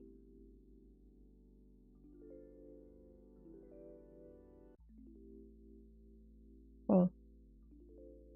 I'll explain why this matters in a second. Now, ZRemesher Guides is an awesome brush, even though it doesn't look like a brush. If you try to use it, all you get are these like weird lines, and you're like, what the hell is that? So they guide ZRemesher to well, make the topology in a way that the lines are going. So I would like to have a mask around here. Maybe it's possible a mask around here. Sometimes because I'm getting too close to another line, they will have that thing of them sticking together. So try to avoid that. Now I want another loop around the mouth. Maybe try and preserve the nostrils. That's like a wish list kind of thing. The rest I don't really care much about because we painted those two subtools, polygroups.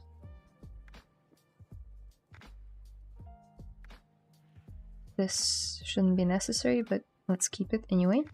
Now let's go to geometry, ZRemesher, turn on keep groups, turn down smooth polygroups. This is important because the higher this value is, maximum 1, the more ZRemesher is gonna relax these areas and you're gonna lose a little bit of definition. So I like to smooth it slightly, but not much. Now 5k on each side would equals 10k. 2 5s, 10k, which is not too bad for a bust. Let's try that.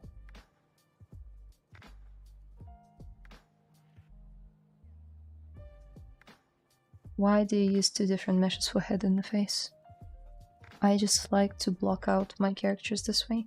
Just my preferred method. Gives me more control. I like it. Okay, this is terrible. So I don't like this area, I don't like this area. This is all... So let's try and increase the smooth groups and increase the poly count. I think we can get away with like a bit more polys. Maybe double the amount.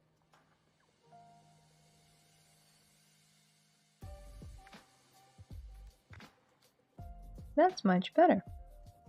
Although this is still...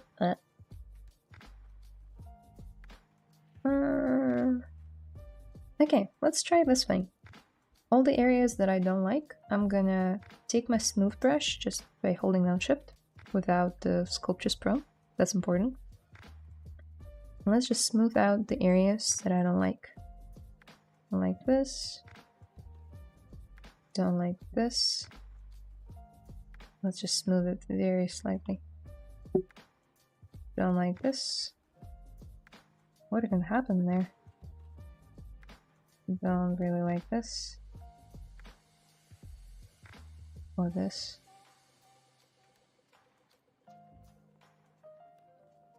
And let's run again. Keep the smoothing down. Adaptive size. I guess 50 is fine. Let's see how it goes. Okay. Slightly better.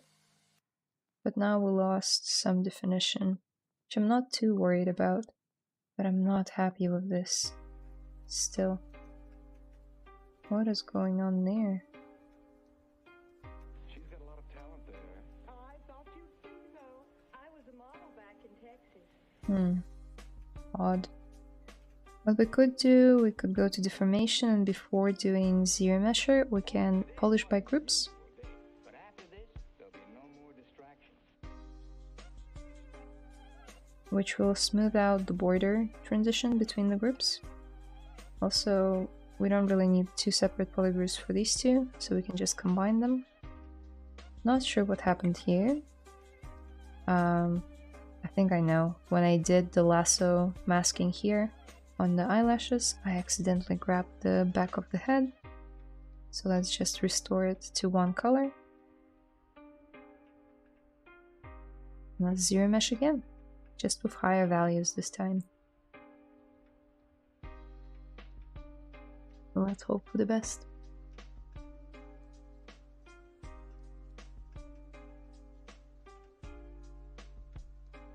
Okay.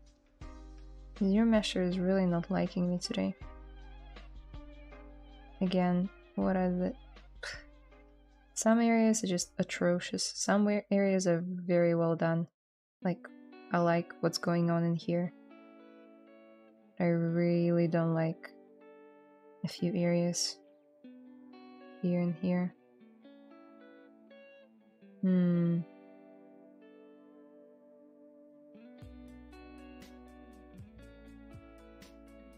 Maybe it is a bit of an overkill and we don't really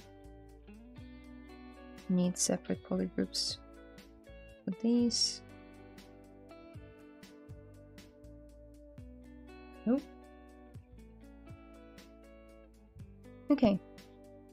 Let's try again, but now we turn this off. This is more smooth now. One more time. ZRemesher is a very iterative process. I rarely get good result from the get-go. Oh, what is going on? Wow, it's really not doing well today.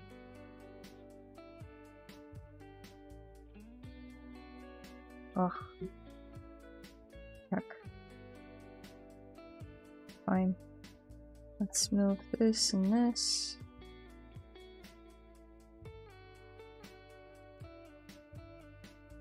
Better.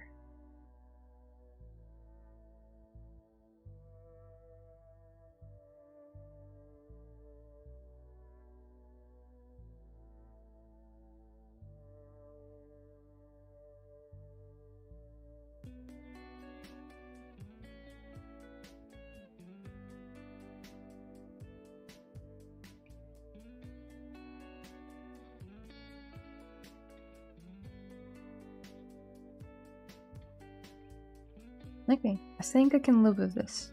It's still pretty bad, but I think I can live with this. Whatever this is. Wow.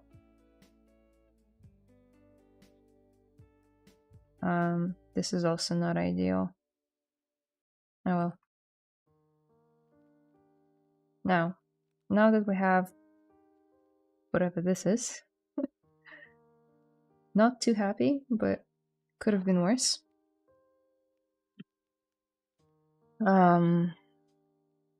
Okay.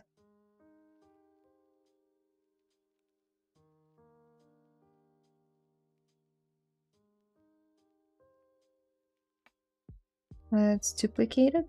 Let's go back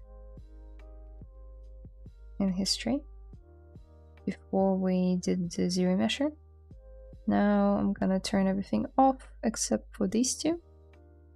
Our new topology. Let's subdivide it like 3 times. And now just go to project. No color, just geometry. Project all.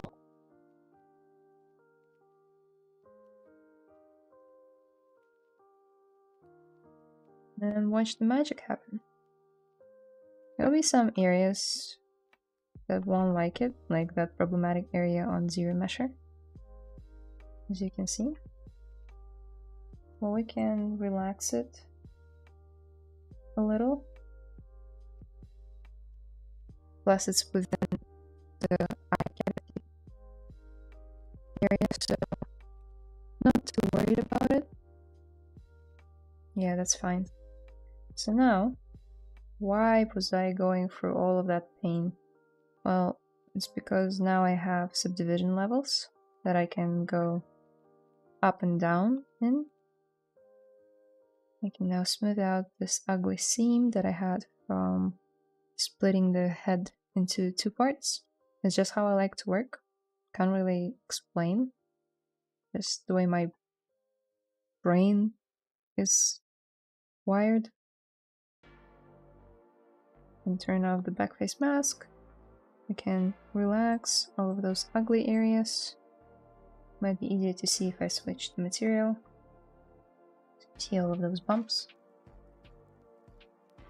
Now go over them and smooth them out. And that's sort of how you get a cleaner, stylized look.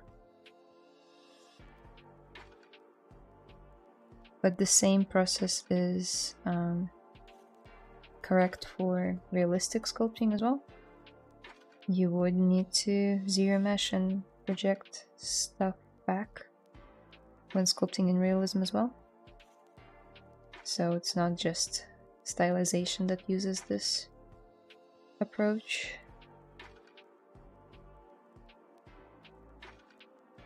Okay.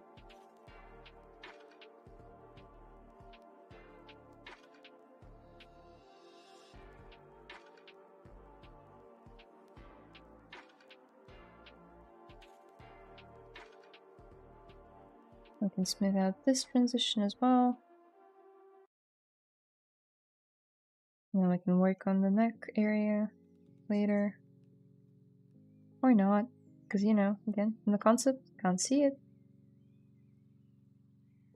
But maybe just for the sake of practicing anatomy, I will.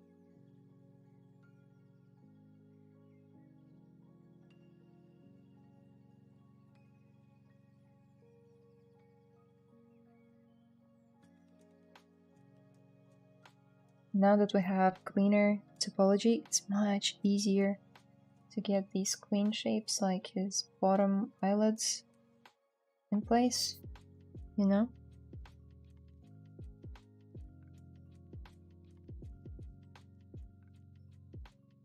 And overall, he just looks cleaner. Let's turn the eyes back on, the hair. Yeah. This area is really weird. I'll fix it now.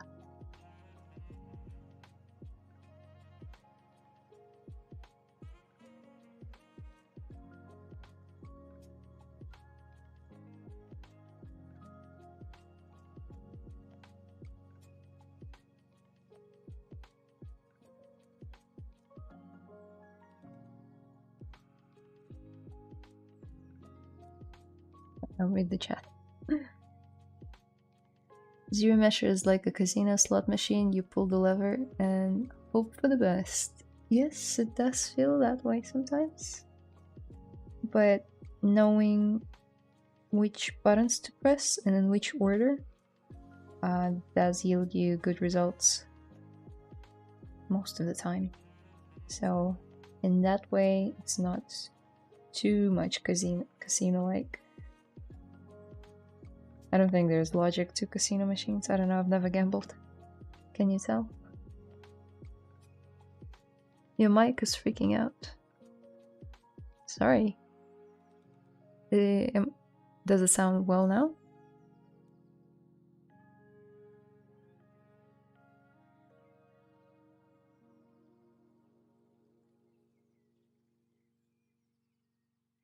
Will you ever do a stream for 3D printing? Yeah, I could. So how different would it be? You mean like for keying and stuff? I'm not an expert in 3D printing. I know some stuff and again, not my area of expertise, but we could try and print something. I just don't have a printer, but I have a friend who has one and he does it like professionally. So he's got like 5 3D printers at home.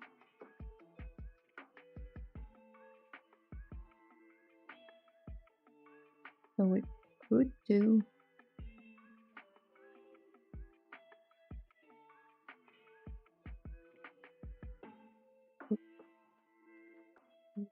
area. Could be going all the way there.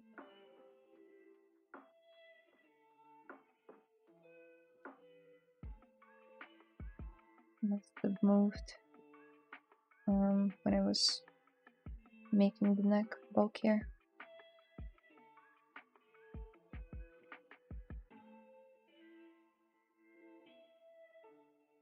Mic is fine, it was just during ZRemesh. Ah, yeah.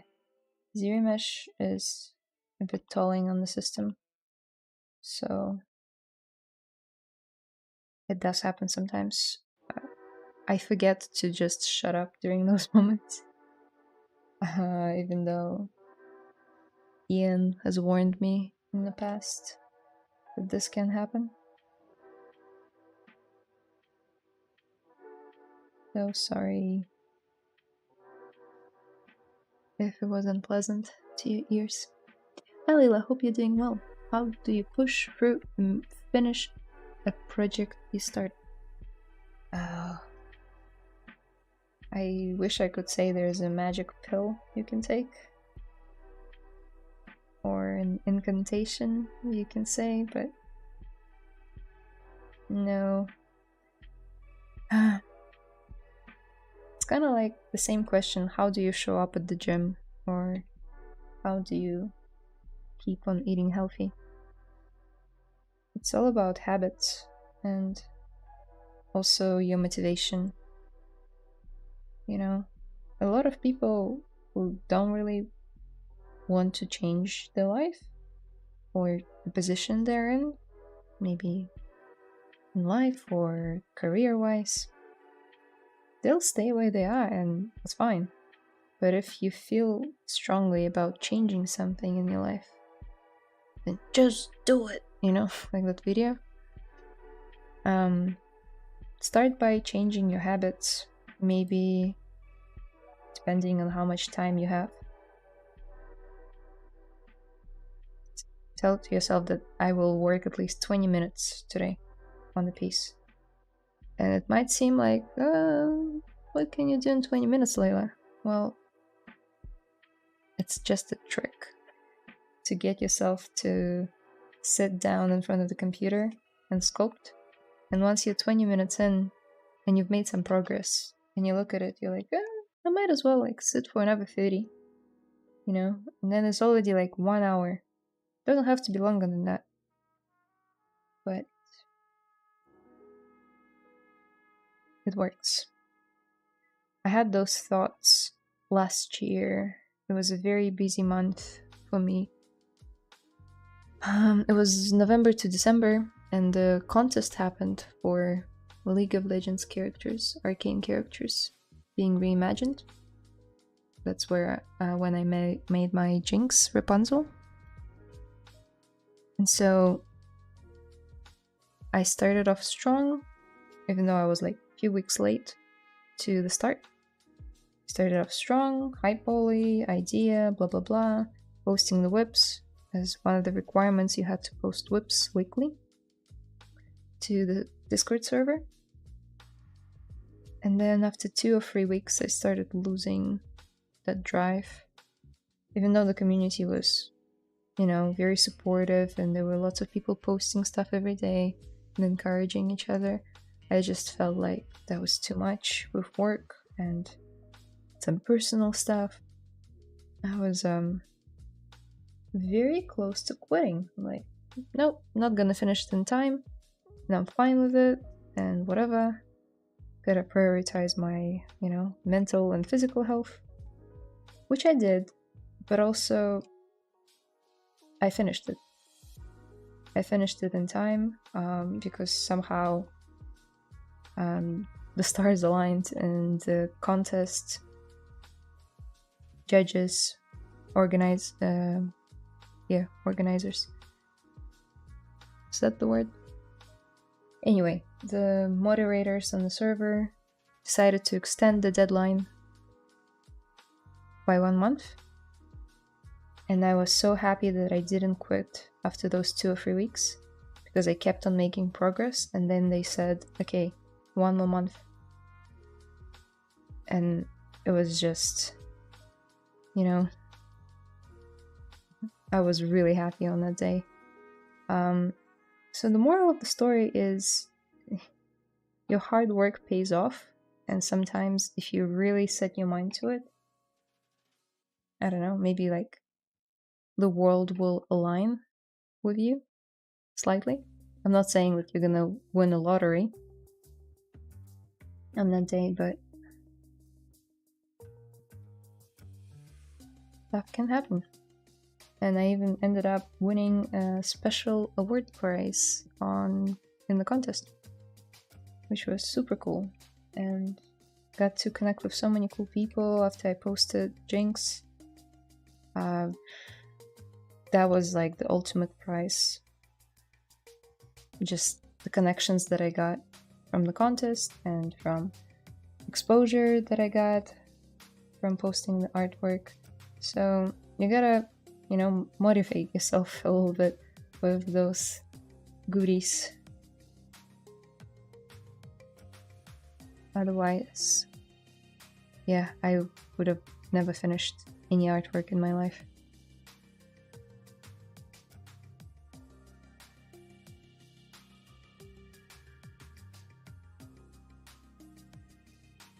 Anything would be great. For 3D printing? Yeah, I'll think about it. I already have an idea. Let's say in the realm of what I did with Jinx. So another League of Legends character, reimagined as a fairy tale character.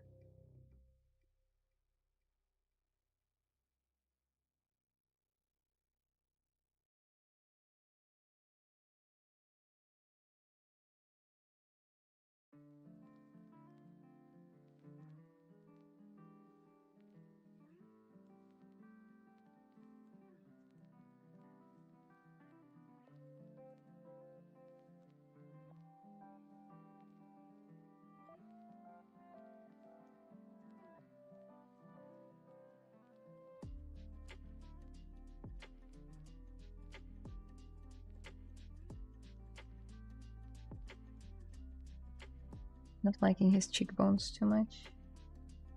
I don't sculpt enough male characters, so this is a good challenge for me. Even though he's kind of feminine.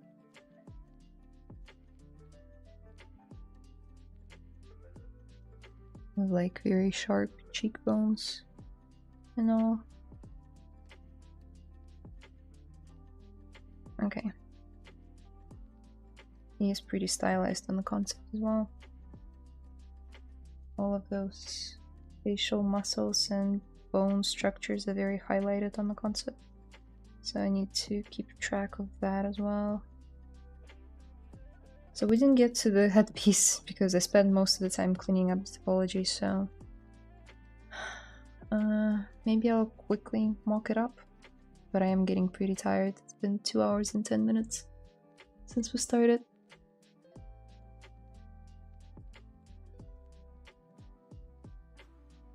About hobbits. What about hobbits? Great advice, thank you. Welcome. Congratulations on pushing through and winning. Thank you. It was yeah, a big thing.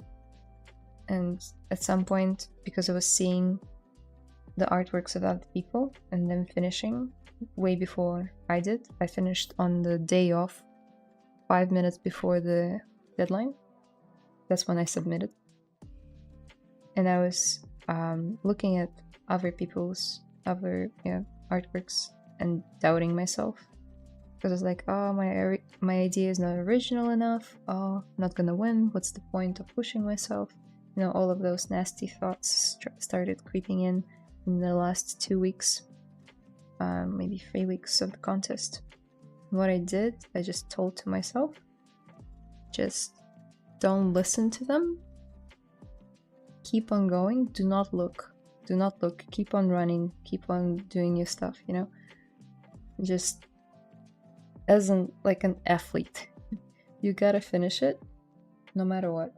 Just make it to the finish line. Because a lot of people won't. Because they will think this way. They'll think, oh, I'm not good enough. Can't make it. What's the point? Always try to finish.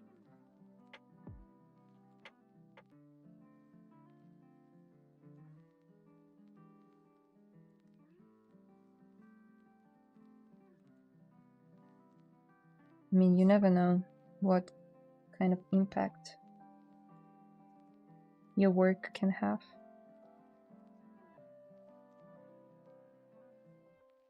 I certainly didn't expect it to be received this well.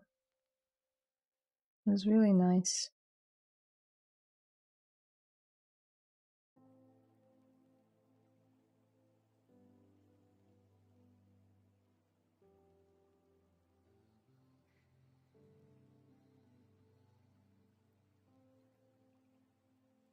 Okay, let's give him quick fangs and I might go have dinner.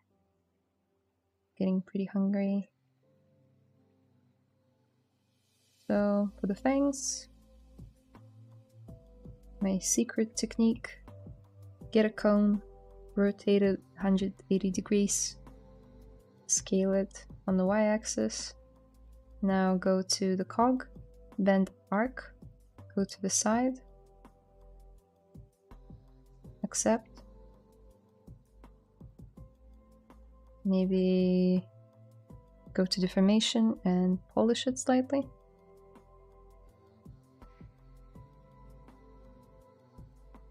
ZRemesh it real quick to get rid of that pointy bit at the bottom.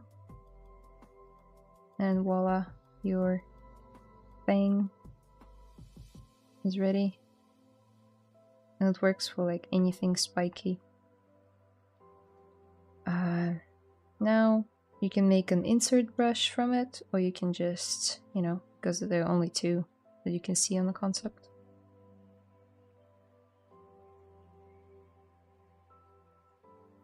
Speaking of vampires, have you guys seen the trailer of The Blood of the Dawnwalker by the studio that has a lot of ex-CD Projekt Red employees that worked on Witcher 3? It's a game that's gonna come out maybe in the next 2 years time, maybe 3. But I'm already really excited about it, and it's about vampires. Okay, mirror and weld doesn't work. We need to turn off local symmetry, and now it works. Let's go to clay polish and polish it a little bit.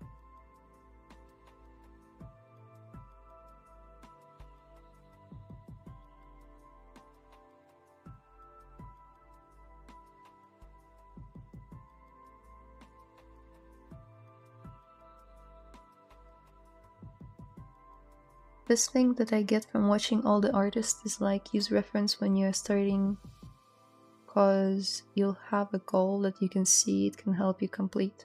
For sure. Yeah, that's a good one. To have a set goal in mind is crucial.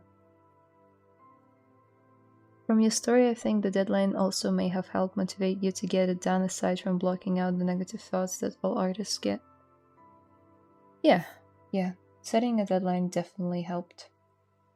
And I, as much as I am like talk and all, I do leave some projects unfinished. I am only human, after all. Just like in that song. So, I mean, deadlines really help, especially when you're working on something for an art contest or for a job, like a freelance. For sure.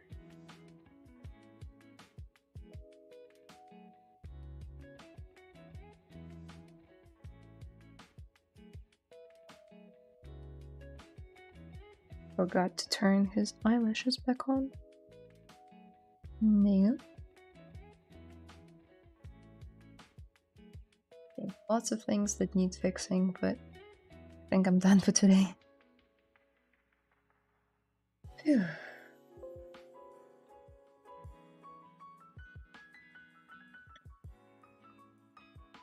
Has a playthrough too. Yeah, there's no, it hasn't come out yet. So they released the trailer and there were like 5 seconds of gameplay. So it's not out yet, but when it does come out, believe me, I'll be the one playing it first, among the first one. Anyway, with that said, thank you guys so much for watching. This is looking great. Thank you. Lots of mistakes though. So that I'm gonna see next time I open it up. Can't see it now. That's the curse of blurred eyes. But thank you so much for watching me tackle male anatomy for once. I usually sculpt females. And if you want to see my portfolio, it's in the link down below. As well as if you want to follow me on Instagram, I always make sure to post an like a, what's the word I'm looking for? Countdown prior to streaming. And I also notify people about our Discord hangouts that happen every other week, where we can go over other people's like artworks. I can give feedback, or we can just chill and chat and sculpt, and yada yada yada. Anyway, yeah, everything is down below. Otherwise, I'll see you next time.